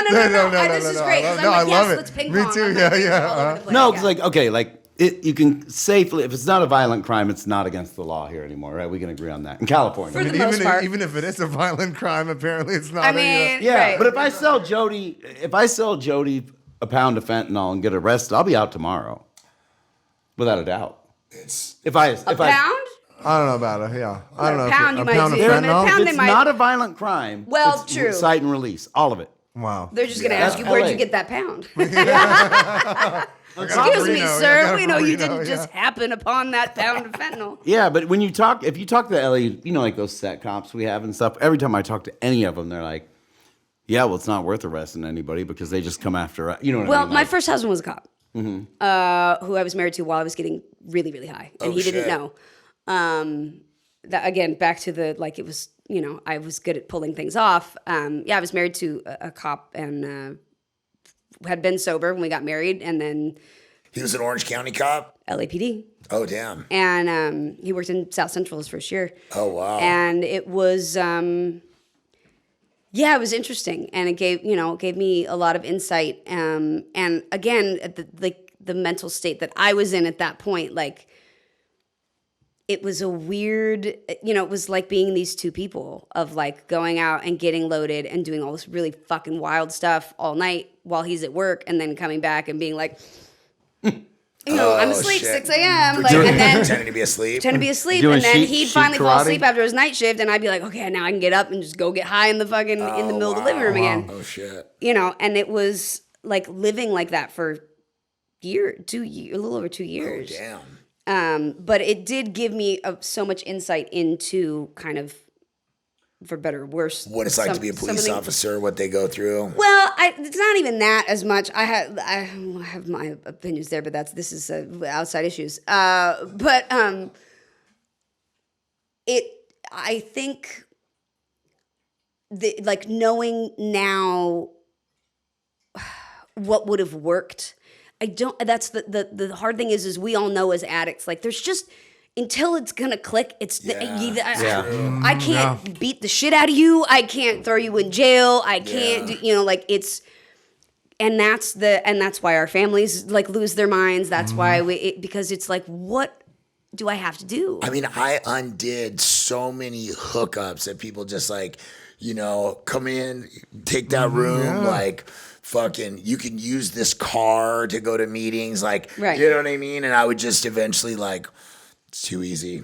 Right. All right, guys, I gotta go. Sorry. You know what I mean? Right. Like, or you just fuck things up, opportunities over and over and over again. It's so funny because after CRLA, I tried to go back and work in fashion, and I just wasn't into it. I went and worked at another treatment center out in Santa Monica, and I was working with this dad who was kind of affluent, and he had this kid that he was like working with, trying to get sober for years, and Lazy and Rocco knew the kid, and I was doing admissions at the time. They're like, good luck, and I was trying to help the guy and trying to help the kid and all this shit, and we finally get him to come in, and he has somebody throw a fucking tennis ball full of dope over the fence after like weeks and weeks and weeks of trying to wrangle him and do all this stuff. And I was still talking to the dad, trying to get him into another place. And the dad had gone to an Al-Anon meeting the night before. All of a sudden, that motherfucker had a boundary. One Al-Anon meeting. One Got Al-Anon him. meeting. Oh, shit. You ain't coming home here. That's exactly what he did. And he Right. met him and gave him like his last little whatever money. Right. And supposedly, but he said, he goes, I just heard this woman say last night, she goes, when they're ready, they can get sober in a fucking Baskin Robbins. It's true. Yeah. It was such Especially because there's sugar there. We do like sugar when we first get sober. It was such a profound statement because he was saying that to me when I'm like saying, well, there's this place and I know this guy here and this and that. And he goes, this lady said last night, it said that about the Baskin I paid Robbins. for some very expensive "You're big right." books. Yeah, You know what I mean? I paid for some fucking gold-plated big books. Malibu, You know what I mean? 24 karat, Woo, yeah. solid shit. Diamond, you know? the Alcoholics Anonymous. Passages, like that. I went to Passages. That was So that's the place that's one of the supposed to places. cure you. Right. It didn't. But that was where I first went to treatment for. I was there for like 45 days or whatever, and it was. I'd had sobriety, so I'd had 2 years, and then I was in and it was like, oh, this is like treatment. Like then it was like, oh, this is some serious shit. This isn't just like handle it and go to a meeting in Orange County. This was like you need to leave, and yeah, it was like spending all of that money, and I don't regret any of it. I'm so glad because like I said, at each point in my sobriety, and each time, and each whatever. I figured out something different or figured out another place that I needed to dig a little deeper. Yeah. But yeah, man, you can sometimes, and look, there was like a handful of people that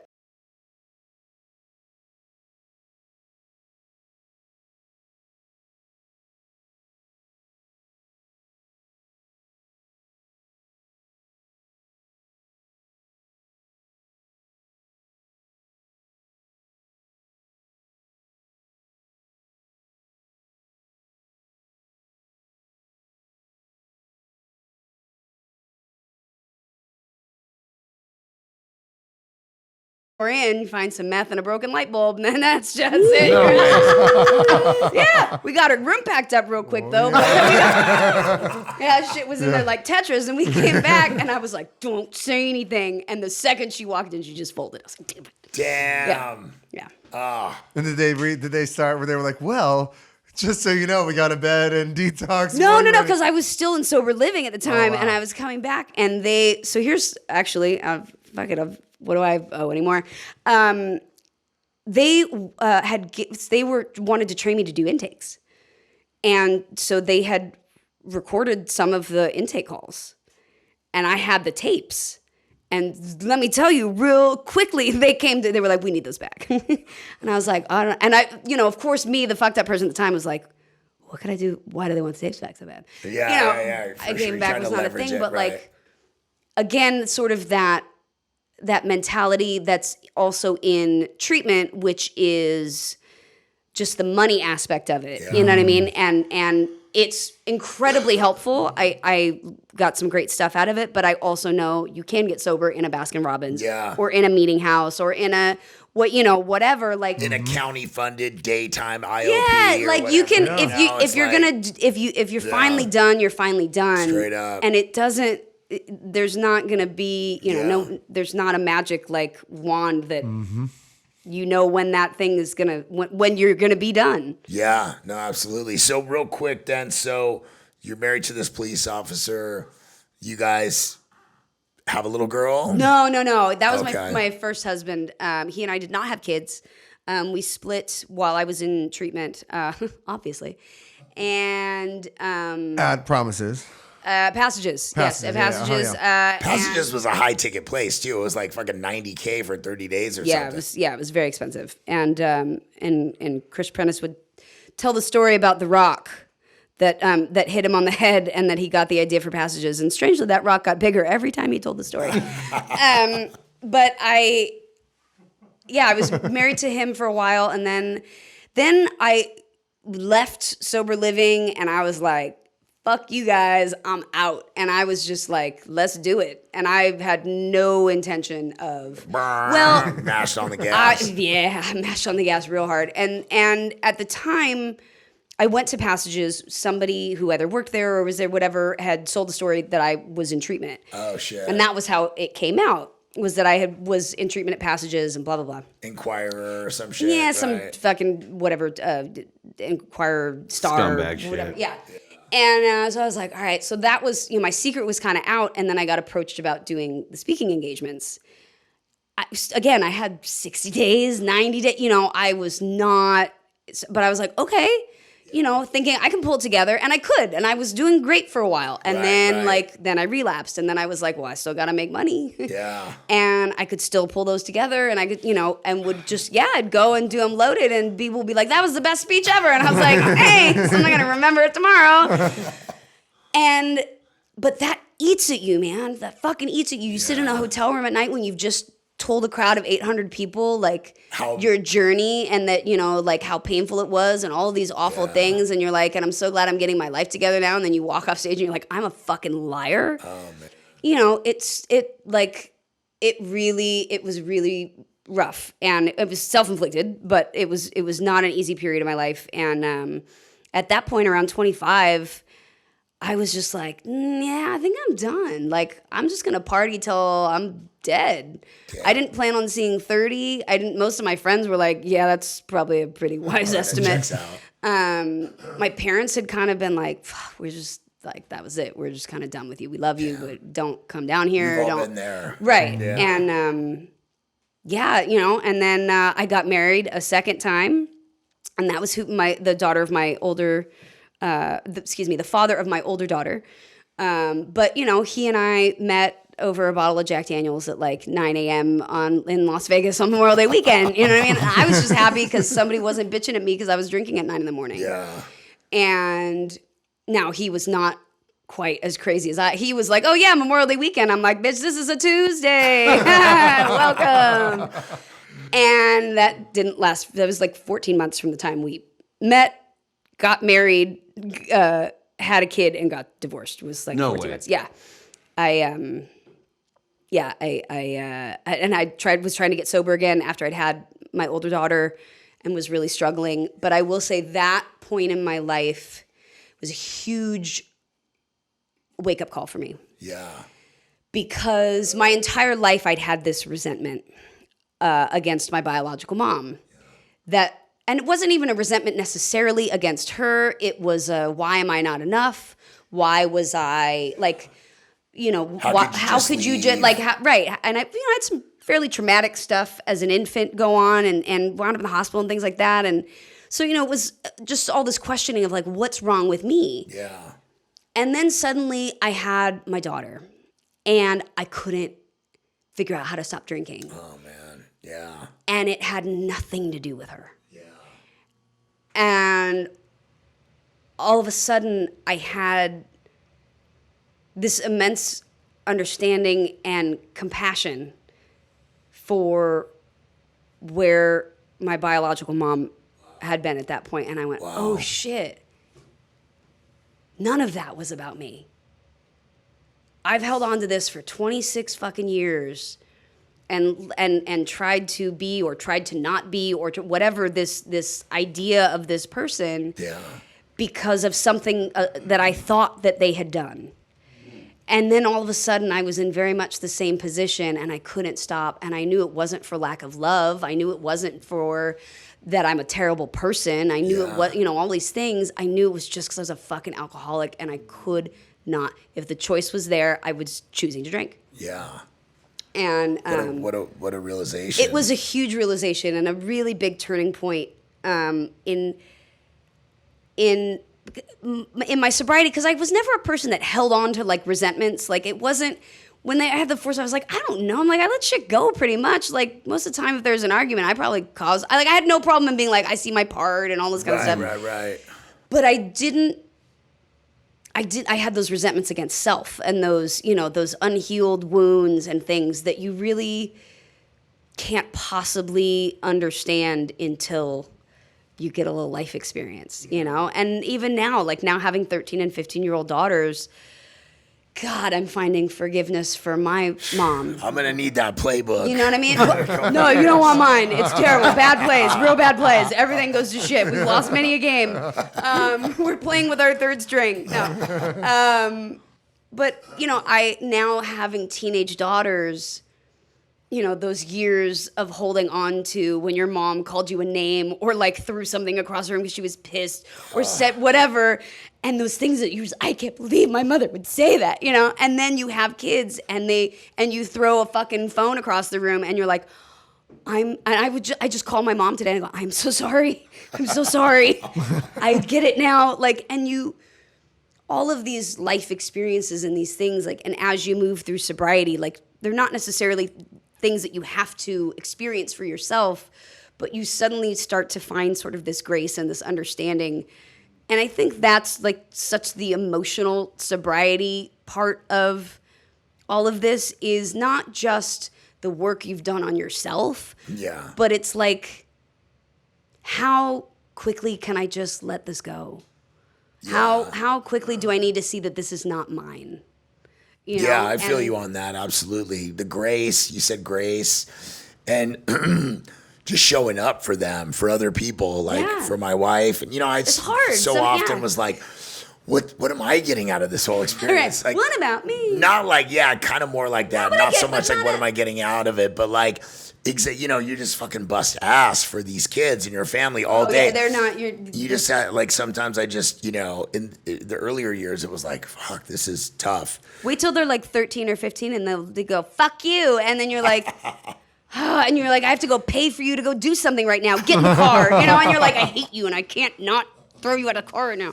You know, it's awful. Like, and you just suddenly, you're like, I get it. I get why people lose it. Because you're like, I don't know how to do this. Well, I just settle into this idea that, like, total humility because of, like, everywhere that I've been in my life and the choices that I've made have gotten me to the fucking motels and the needles and the traumatic situations and the ODs and the I get to be in this situation and to be a husband and to be a father and to show up for them every day. And if that's all I get to do between now and the time that I go join the big man upstairs, that's fucking a W. That's a huge win compared to anything that I could have, any life that I could have carved out with my broken instruments of a brain that were like trying to be like whatever, big baller, cool guy in a 300 square foot Beverly Hills apartment. Right. You well, know, and I think too, like Hollywood, you know? The humility, you know, you talked about it, and like, I was really fortunate that I got to come back into entertainment and do all of this all over again after several marriages and treatment and all this.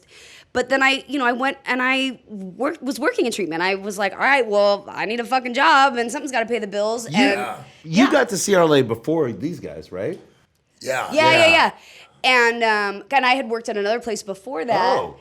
And equally a sort of shit show. And they all are, really, if you spend enough time there. And anyway, I had been working, I worked in treatment for about 6 years total. Oh, you did? Mm-hmm. I had started out as like a tech, you know, emptying trash cans, whatever. I had my shitty little Toyota. I had my shitty little Toyota that wasn't even mine because I had wrecked my car and I was broke and couldn't afford a new one. And so, like, I had to rely on somebody to give me a car. And when, like, the brakes fucked up on it, I was like, how am I going to pay for this? Like, you know, went through another divorce, lived in a 1.25 bedroom apartment with 2 kids who were 5 and 3 at the time. And, you know, like, went through all of the shit. But then when I got to come back and do this piece of my life that is so fulfilling, that I love so much, that I had moved away from because I didn't think that I could do it anymore.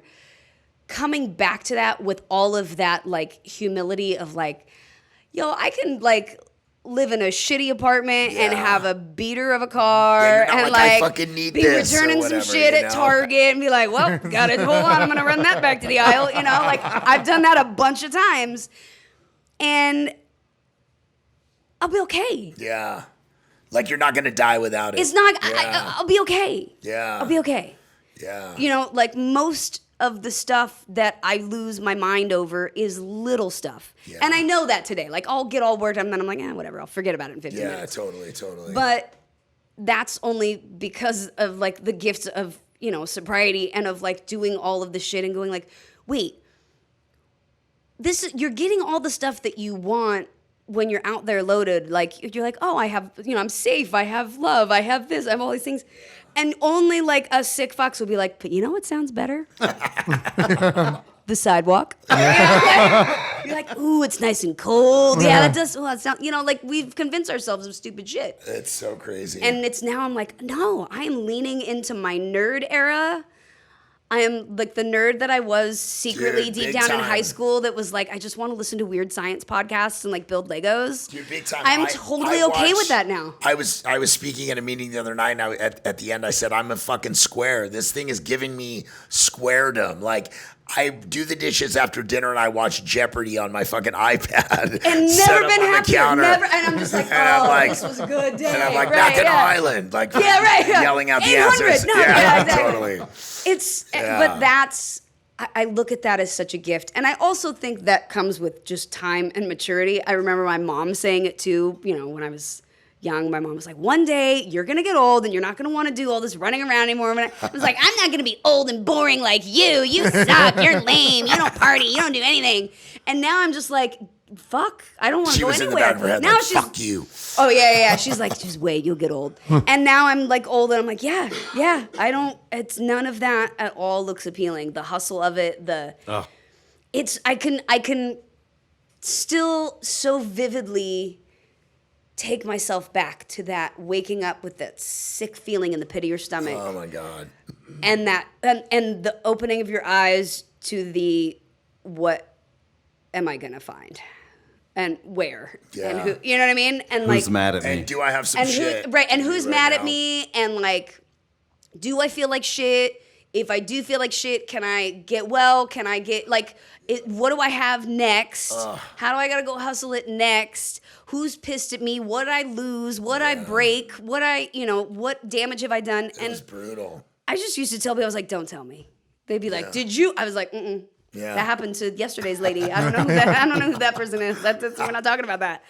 And Oh, fuck. I don't have to live my life like that anymore. Straight up. Now I just forget things because I'm old. You know, now I'm like, I'm 41. I don't remember a conversation I had yesterday. Are you kidding me? Have you ever seen a ghost? I have not necessarily seen one. Yeah. But I would not say that I have not experienced supernatural. Can you tell us about it? Are you for real? Yeah. Okay. So when the place I worked at before CRLA, we actually had 3 properties, and one of them was this huge property up off of Lookout Mountain here in Laurel Canyon. And Jared Leto wound up buying the property at one point. yeah. That big, like, it takes up 3 addresses. Yeah. It was It's like the Lookout Mountain NASA Center or it some was shit. well, what it was in World War II. It was a propaganda movie studio. Yes. And it actually has a soundstage attached to it. And it's huge. It goes 4 stories down into the ground. No it is way. 18-inch thick cement walls. It's a nuclear bunker if you ever need one. No shit. And when I was going through a divorce, I was trying to figure out a place to stay. I didn't have where to go. Our company had turned part of it into a sober living, and then there was like it's 50,000 square feet. They were like, I don't know, move in, start a roller rink. What? So like A roller me rink. and the kids, we had our separate little entrance, whatever, we'd come in there. Now, before I moved in there, they were redoing all of the stuff up there, and our handyman guy reported to me because I was head of operations, and he would always talk about. He's like, "Oh man, that house, it freaks me out. It freaks me out. It's fucking weird." And he'd be like, "I hear a lady talking to me," and I was like, "Yeah, whatever," like kind of joking with them, but like, "Oh, maybe you do, who knows?" Well, we moved in, and I had my kids that lived with me there, and it was this huge, like 1,200 square foot apartment, basically. It was like just one big giant room. I called it the Scarface bathroom because it had no joke, a bathtub that was like as big as this, almost as big as this room, and like this deep. The kids were like, "This is great." They like swim in it. All take, like, black 3 hours to tile. It was fill it so up. weird. Like 18-inch thick cement walls, black tile. It was like nuts. weird. Wow. But we moved in there, and one day, and my younger daughter would always. She just always would be like, "Oh, look at that." I'm like, "What?" She's like, "Oh," she'd see things when I was like, "Either you're crazy or something's happening." So I'm in the bathroom brushing my teeth one day, and I hear her going, "No, no, no, no, no, no, no, I don't want, no, please." And I was like, "What the?" So I peeked my head around the thing, and she's like, "Mommy, tell her to stop talking to me." And I'm like, "Who?" And she's like, "The lady in the corner." Whoa. And I was like, "Okay." So we Holy never shit. went into the hallway from we always entered because we had a separate little entrance. But what I realized is the exact hallway, room number 5, was directly across the hall from us. And that was always where the guy said he would hear the voice coming from. So yeah, there was the lady in the corner. Shit. Wow. And That's a good one. yeah, That's so heavy. yeah. That's super heavy. Wow. And did you stay there longer? Did you guys move out shortly after? We stayed there as long as we could, and then I wound up having to move to another apartment. But no, I was there. I just was like, excuse me, hi, we're gonna be sharing the space. Talk to the lady. Yeah, I told my kid, I was like, let's just talk to her and like tell her that she's scaring you a little bit, and maybe like she'll leave That's us a good alone. way to handle it. Yeah. I don't fucking matter. I didn't want to be like, she's like 3, So I was like, let's have a reasonable conversation with the invisible lady in the corner. I love that. Wow. And, we didn't have too many other problems, but there was a lot of knocking, a lot of like, you'd hear steps at night and nobody was in that end of the house. And this whole facility that 180 had bought it or whatever. We rented it. Oh, We was it rented it, and then 180? it was and then we were gonna turn it in. They wanted to turn part of it into an art gallery. They were gonna start very much like Sierra Leone was like, now let's do. As addicts do, and addicts who run treatment centers, we go. I've got a great idea. We're gonna build our own city, and it's all gonna be in these walls. Right. Is 180 like the same as the Hills, or no? They were somehow or another. There was a very bad parting of ways there. Okay. That's again. I'm telling him like, oh, I've lived this story 3 or 4 times over in different locations. Before my time. Oh yeah, we all got before, fired yeah, there. There was yeah. a hostile takeover. No way. We showed up to work one day. Everybody had been fired. I was the only one that wound up staying on because I was the only one that knew what the fuck was happening there with the new owners. shit. I called them up. I was like, this was when I was living at the center. I showed up. I was like, I can't lose my job because I live at my job. I need this job. Wow. And I just called them and I was like, look, I don't give up. I'm not loyal to anybody else in this fucking property except me and my kids. Yeah. What do you need to do to start this new company? And I was the only person they kept out of like 120 people. Really? I begged my way back into a job to try and restart that center. But That's awesome. it's neither here nor there. I go on tangents. Wow. I wonder if this episode's made any sense. Yes. Or To if us, it has. everyone Yeah. listening No. to Yeah. it is like, what the? this woman When you doesn't listen shut back, up. they're fucking incredible. Yeah. Yeah, but they just when you're doing them, you're like, what the fuck is going on here? Every time I leave a room and I go, why did you talk that much? No, it's great. Yeah. The second question we have. We is we asked two this to questions. This is everyone. only the This second is- question no, we've no, gotten yeah, to. yeah. I just haven't stopped talking. There's only 2. We only asked 2 questions. Right. That's it. Yeah. Have you ever seen a ghost? Yeah. And what's your favorite color? Nothing much, right? Just one. No, a little bit better. A little bit. Yeah. Not your Favorite sign. food? Yeah. Have you ever smoked PCP or SHRM? Yes, unnowingly. Oh, let's hear it. I was in Long Beach where I used to hang Oh, out. Long Beach and PCP? Shocking. Yeah, right? Yeah. I saw somebody get shot on that. That was not fun. By the cops. But no, I was like, we're all sitting around and I don't know, it was like 2, 3 in the morning. And we were all fucked up. And somebody's passing around thing. They're like, yo, you want? And I was like, fuck yeah. And I take it. It was a cigarette. But they laced it. And I was like, that felt really weird. And they were like, oh yeah, I thought you want to get wet. I was like, get wet? No, I don't want to get wet. And they were like, no, like sure, bro. I was like, you're gonna have to explain this to the little white girl. I don't know what we're talking about. And that's how I learned it. And I went, that's not. I don't like that. And it wasn't like I really. After that first hit, I was like, not good. It felt weird. I didn't. You're like like it. me. I hate it. He loves it. I didn't like it. I loved it. No, I didn't. No, I didn't like That's that. awful. I was never a downer. Me either. I needed. Once I found out that I had ADHD, I was like, no wonder. I was going for stimulants and then would be the calmest person in the room. Right. Yeah. And everyone else is losing their mind, and I'm like, God, is anybody else tired? I could read a book right now. Like. I heard a guy share something the other day that I'd never heard of before. He's like, I'm sitting here, everything's good. I got my baby girl back in my life. He goes, but I just want to go and hit a Ghostbuster. And I was like, wait, what's a Ghostbuster? And a Ghostbuster is so it's a P dog. So it's cocaine in a joint dipped in PCP. That's a Ghostbuster. Ghostbuster, yeah. And I was like, well, apparently, I learned something new because I guess I was smoking Ghostbusters. I was gonna say, I'm like, I've done like, I feel like I've smoked the cocaine in a cigarette. And PCP in it, but never the two in combination. Yeah. And I don't. Luckily, yeah. That's not something that's going to take me out because that does not sound fucking appealing at all. That sounds like a recipe for jail. No. That's the one thing I did. I smoked cocaine all night one night, and when I finally went to sleep, I woke up and I'm like, I'm never doing that again. And you didn't do it again? Really? Oh No. God, no. That was it was. You like smoking coke? Not smoking coke necessarily, but like I do that a couple times. But that was the one rule I had in my house. Was you couldn't smoke coke, but you really couldn't smoke crack in my hoher.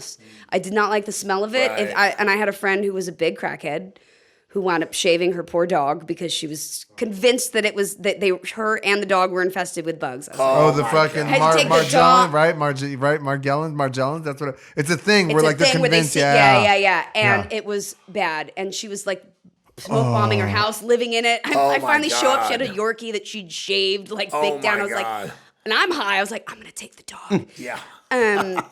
But no, I'm gonna ask you her name after this. Yeah. Because I wonder if it's. But it was like there were a lot of things that I didn't do. But there was well, actually that's not really true. There was a short list of things I didn't do and a long list of things I did, but there was, usually the favorites, and it was always a stimulant. Yeah, for sure. Because it made me feel normal. I finally felt like, I can, like my brain is.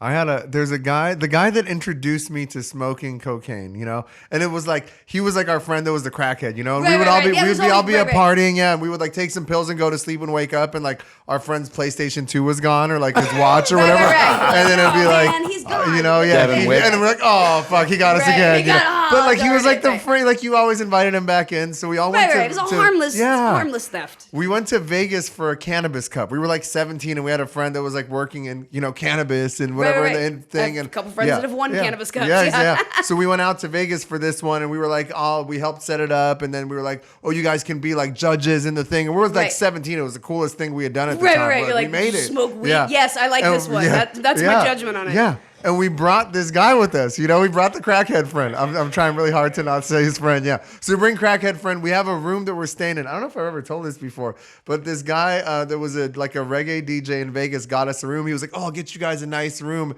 It'll be at this place called at the San Tropez.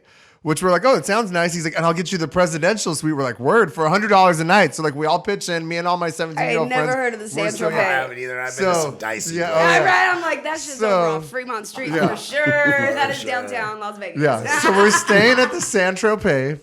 We're at the Cannabis Cup. We go and we judge it, and we get all this weed, and we come back, and we're having a good time. And like the weird thing about the San Tropez is, we would show up, and there would kind of be like, we had a room that was like poolside and whatever, and there would kind of be like people that would walk by and would like peek into our room and keep going and shit, and like would walk by. Was it like a swingers hotel? So we go out one night. We go out to a strip club, and we come back, and we're coming back, and we're like, and it was me and my buddy Mark, and we're like, And we're everyone staying at had the their San windows Tropez. open and boning. He's like, we're staying at the San Tropez. He's like, oh, couple, huh? How long you guys been together? We're like, wait, what? And he's like, yeah. He's like, the San Tropez, And I was like, yeah, shut up. And we was like, no, that's like the gay swinger nudist fucking spot, I I'm like, this is where the guy puts us up, you know, like we're like literally 18 $100 years a night old. for the $100 presidential a night, suite, fuck it. yeah. Hey, we had like the hot tub, the heart-shaped hot tub in there, Yes. the whole nine, you know? So we're hanging out, and the entire time we're clowning this kid for being a crackhead. We're like, you fucking crack. We would just call him the crackhead, you know? Right. And he like disappeared one Because you night. always need one fucked up person in Yeah. your group that's more fucked Worse up than than you. everybody And you gotta else. like talk he's shit. like, You gotta, "Man, we're you gonna should get your put you shit down. together." Yeah, exactly. Right. And then crack was always like so, you know what I mean? It was all over to like, you know, smoking crack was like the I just worst didn't thing like you the could smell do. of it. I Yeah, was just like, oh, "Ugh, yeah. I don't like the smell. Take it outside. Yeah. So we're like poking you. We're like, you fucking crackhead. Where'd you go? Bet you were smoking crack. And he was like, man, fuck you guys. And we had smoked all our weed. We were drinking and doing Right. cocaine and whatever higher class drugs we were Right, doing. right. You know? You're being fancy for the And weekend. yeah, and he had his little bit of weed left from the thing. We're like, oh, what do you have left? He's like, my sour diesel or my blue, whatever Right, it was. right. You know, he's like, you guys want to smoke a joint? And we're like, sure. So he rolls up this joint and he passes it around. And I remember it gets to me and I take a puff of this fucking joint. And I'm like, and I'm like, wait, what's it? And I'm hitting it, and like my entire mouth is going numb as I'm hitting this fucking You're joint. like, oh. And I'm like, I almost said his name again. I was like, you fucking crack it. I was like, did you put some fucking crack in this joint? And he just fucking does this smirk and he goes, yeah. And I'm like, well, fuck, you know, you fucking got, you know, goddamn Like any good alcohol, I'm not gonna waste it now. Yeah, Right. let to go anyone, of it. you know, Can't yeah. let go of it. That's the thing. You start smoking cocaine or crack. Like as soon as you start smoking, you can't let go of it. Right. You're like, no. Yeah. Hold We on. just one more. I Just didn't one even more. get a hit. I didn't even. It's not right. I only got two. Right. Totally. I remember the guy who introduced me to it was one of my older brother's friends who was like this slick fucking dude. He was living in Newport on the sand. Right. He like was like car salesman guy or whatever. And he was like ladies' man's, always Johnny on the spot, funny, cool, witty. And then we were gonna get blow and just like I had like a fake ID and go like drink and snort some Right. blow. And then he's like, well, I want to go smoke some first. How do you do that? You know? So he's doing the whole thing where he's Right. like, Questions you wish you never asked. You know? Totally. How do you do that? Right. But as And soon- then he's 10 years like, later. totally like making it into a flake, and he doesn't have a pipe, so he's doing the aluminum can with like ashes on it to like filter it or whatever. And as soon as he takes a hit, like anybody that like that's I literally just made that. I was poison- like, exactly. As soon as he took a hit, I can't even. he literally My jaw just naturally like went that way. he literally just went like this. And Oh, he I just can feel it. And you're like, and he "Eh." stayed in the bathroom, and his just complete demeanor changed, and he wouldn't let go of it. Right. He's just like, hold on, just hitting it over and over again, and it was so disgusting. And of course, I did it too. It was the worst thing I've But I ever was seen. like, And then wow, I joined him. like- Right. I didn't get sucked into it the way I did like meth and heroin Right. and the other drugs. No, I did. That was the one I did not. I do remember being at someone's house one time, a particular dealer's house that I went to with someone. And we got there, and his, like, you know, adult starved girlfriend is like in the back or whatever, like smoking crack, getting high. And he's there with somebody else, and we were like there just to pick up. And we're sitting, he's like, no, sit down. Whatever. We wind up sitting down. Bang on the door. I'm like, what the fuck is that? I'm like, I go down the hallway. In come two dudes. Wind up taking dudes' dogs, like stealing his dogs at gunpoint because dude owed somebody money. I was like, I'm gonna just go in the back there and get high. And me and the girlfriend are like just getting in the back, getting high, like peeking out the doorway every once in a while. Are Like, they gone yet?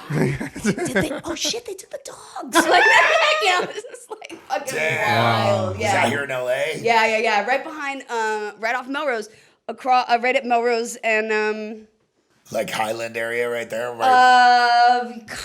yeah, I want to say like there's the comic book store right on the corner there, and like Pink's. Yeah. Golden Apple. Okay, yeah. Golden Apple, yeah. It's that building right by there, yeah. because I remember I turned that because I was so fucked up, and the only thing I remember seeing was like Golden Apple. Years later, right, I'm driving by, and I drive by I think And it when I hits was you. working in treatment, and I was like, I know that building. Oh my god! Like, yeah, it's fucking weird. It's so wild. You drive around this town and the landmarks and shit that you Right. remember from those nights. You're like, oh, I got sober there. I got really drunk right there. Yeah. And Totally. and I'll take a turn on the street and I'll be like, oh my god, like that's Yep. where that happened. Like, Yes, oh yeah, yes, yeah, yes. years, you know, That- yeah. Yep. That happens to That me was like too. 2 days ago that I Oh my Yeah. God. I haven't thought about that Yeah. fiasco in years, right? That Some happens to me paper. exactly what you just described. You don't remember the area, you turn a corner, Right, and and it's you're like, like- Plumber Park or Yeah. something. Right. And Some part of I've Plumber seen this Park. place at 3 Yeah. a.m. Yeah, It's that not you've good. never Right. seen just driving by. And you're Every like, single fucking 7-Eleven in Hollywood. Every single one. Right? Yeah. You're like, and then yep, I yep. start thinking, I'm like, I'm gonna run out of stories. Like, what are we gonna keep talking about on this podcast? And then I'll have one of those, and I'll be like, oh my God, like this happened, you know? Or like, Yeah. oh yeah. I remember when We're a guy never- named Bullet fell into a fire pit in my backyard. No way. bullet. I should have known. Wait, where did you live at that time? What? I mean, I lived all over the place. I had bought a house in Westchester. There was a whole fiasco with that. So I mean, I had lived on friends' living room couches till one of my friends got attacked in an apartment we were living in, so we had to move. I mean, just wild. I was kind of like all over the place. I also I would have the house in Westchester, but then I'd be at the Hollywood Roosevelt for like 6 days because I just couldn't quite get on the freeway. You know, it was like with the Coke can. It was, couldn't quite let it go. And I was like, that's far. I'm just going to have to spend a bunch of money I don't have and, wind up here or get blacklisted from there. That was always a bummer when I only got blacklisted from there twice for 30 From the days. Roosevelt? For Only 30 twice? days. Only twice. Only twice. Why, did they not let you run up and down the halls there fucking get No, crazy? they did, but there's a limit. There is Yeah, a for limit sure. to things, and at one point I was just having parties there all the time to where there was like a line down the hall, and it was way. it was a lot. Security there knew me. It would be so bad that things would get so bad and fucked up that they'd wind up having I'd leave, but then I'd come back and they'd be like, all right, it was really fucked up last time. We'll give you a deal this time. You can be by the pool, but you can't do whatever. And I was like, Sure. Yeah. No, the Roosevelt was the scene of many a crime. You're in there cutting apart the TV guide, making bindles, serving fucking 20s. The housekeeping would always tidy up our station, and I was like, you chased did down the they maid down the organize hall, all of our straws by size? They cleaned. Okay, I got. You did literally just brought it back. We were there. I think it was maybe my. I have weird maybe ghost my stories there, 29th too, by the wow, way. my 29th birthday. We were staying there, and we had a pookie bong, and we went out somewhere. We Right. went partying, and we came back, and they cleaned Cleaned it. out the bong, and they put it there right, it was clean. We were like. Wait, we were shook. We Yeah. were like, "Oh my Yeah. God!" They cleaned the. They cleaned the whole shit. thing out. They Yeah. wiped off the table, Yeah. put all the little things in it. Yeah. I'm telling No you. way. Yeah. Yes, Yes, I'm yeah. telling you, housekeeping at the Roosevelt 20-something years ago Yeah. was Respect. fastidious. Yeah, 10 years ago it was still Yeah, pretty. I used good. to just buy all the valet guys there in and out because That's awesome. they'd just go run errands for me around Hollywood. I'd be like, hey, it's 3 a.m. Can you go pick this package up from this house 3 blocks away or whatever? And they'd just deliver or be 3 like, blocks away. can you go get me a bottle of Jack Daniels at 11 p.m., whatever. And then I'd just go get in and out and come back and be That's like, thanks, awesome. guys. Yeah. That's awesome. Buy myself some favor. I love it. OG But I- Hollywood, old days. It's, you know what, like I said, I laugh about it and we tell these fun stories and yes and all that stuff, but at the end of the day, those are the fun, silly things that, then we leave out, somebody getting shot at and, Yeah, no shit. in the backseat of your shit. car or, somebody ODing at your house and you're figuring out what to do with them or, all of these things. Which was probably super hairy too, but being who you were, it's the tabloids and the shit. As soon as anything popped off, you're like, Right. here we go. We had Jeremy the Jackson days on, and he was of like, the days. I did most of my crazy partying and fucking up in the days before cell phone cameras. Right when Thank they were God. coming out, I have somewhere on something. There's 3 old fuzzy pictures of me and my friend with a beer can hat on or something in someone's apartment at 5 in the morning. Right. There's a couple weird, stupid pictures, but you didn't have cell phone cameras. You didn't have, it wasn't, everywhere wasn't bottle service. Everywhere Yeah. wasn't, it was not necessarily better, but you had a little more leeway or to, whatever, yeah. be an asshole. low Because key. look, here's the truth of it is that I'm sure that there are a lot of people who, have walked right out of a career because of things that they've gotten caught on camera or whatever doing, and it's a lot harder. Yeah, no doubt, no doubt. Well, we're here today, and Hell yeah. before we bounce, do you want to plug anything? Do you want to talk about anything? Yeah, what are you up to today? Oh gosh. Well, Talk about your podcast. I have a podcast called How Rude Tanneritos, which is a Full House rewatch podcast, the original series, which has been really fun because I never watched the show. That's awesome. That was your right? Yeah, I never watched the You show. don't even think of that. Fuck, of course you didn't watch it. Yeah, it was 5. That's What the fuck wild. did I? Yeah.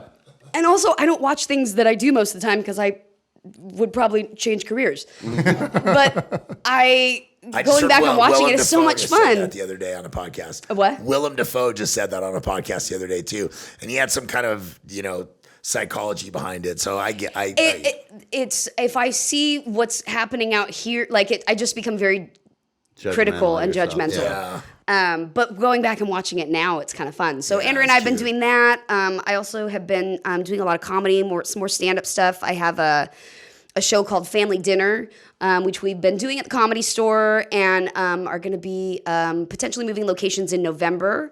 And doing a new show, but it's a panel show that I do with myself and 3 other stand-up comedians. And I have them bring a dinner or some sort of food item from their childhood. Oh, nice.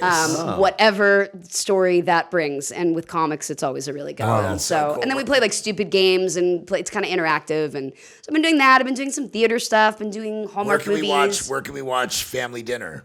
Family Dinner is not streaming. It is a live It's show live. only. It's Oh, live. shit. Comedy It's store live now. comedy. Until Yeah. tomorrow. Huh? Can we come? Yes, absolutely. Oh my Love God, that. you guys That would should. be great. We're down. It's really fun. It's completely. What about Jody's gonna have to answer to the other ones? Reno's voice. No. Oh, please. You should be the They're gonna be people I like, hang out with. Jesus Trust Christ, me. That Jody. Reno is nothing. No, it's everyone's. I only hang out with people that are a little fucked up, so it's okay. But it's really fun, and it's been cool, moving more into stand up and doing comedy that's kind of more my speed. It makes you. You were a very. I know you haven't watched it, but you were a very exuberant kid.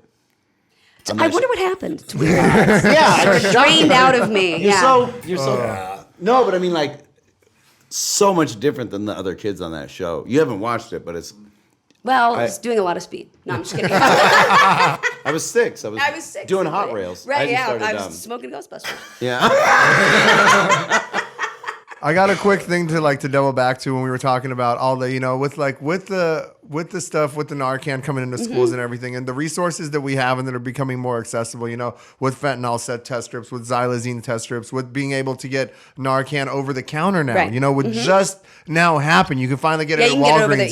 the- yeah. Which before you would have to literally you couldn't get Narcan. You would have to You go have to go. Yeah. to Usually, you just get it from street services. from a needle exchange or an outreach or somewhere, but with guys the shows, the TV shows, Angus from Euphoria passing, the drug dealer on Euphoria dying from a fucking, from a fentanyl overdose, that is bananas. And we gotta I think it's kind of our duty to make sure that people know how to use Narcan, to know Absolutely. the resources. And also even more so than that, UCLA offers a drug checking service now. Yep. Where you can literally, anybody completely anonymous could bring their Yep. substance to UCLA. They pop up at certain locations and, and they can have their substances checked completely anonymous Yep. and to see exactly not just if it's cut with fentanyl or xylazine or whatever. Right. They can tell you if it's cut with fucking What's xylazine? I'm chocolate. sorry. Xylazine is a new. It's the stuff that actually causes really severe lesions and abrasions and abscesses and is basically a flesh eating. It just rots your skin away. The stuff that's And they're in now Philly or cutting. in Now Kensington. they're replacing cutting stuff instead of fentanyl. They're cutting it with xylazine. Yeah, and they're cutting fentanyl with xylazine to They make it last longer. No Right? way. Yeah. So now people will go specifically to get fentanyl, and they cut that with xylazine, and then people are literally having parts of their hands and legs run off. That's what we're talking about, though. It's our kids, they're all on Instagram, and the bigger problem is these young people dying from fentanyl. There's no taboo in it. Using needles is they all fucking do it. All the young people we know. Yeah, Right. or they're All of smoke, them. or they're not. They're taking Right. a pill, or they're taking one hit off of some foil. It's not like people dying from shooting IV drugs. Right. That's That's the thing, and Yeah. that was what was really important in sort of that series that I did was, we talked about a lot of the like one pill can kill and how like, yes, it sounds cheesy, but it is not an overstatement of truth. It is not an exaggeration. It's not like a scare tactic or anything like that. Like this is coming from hardcore drug users. Like, yo,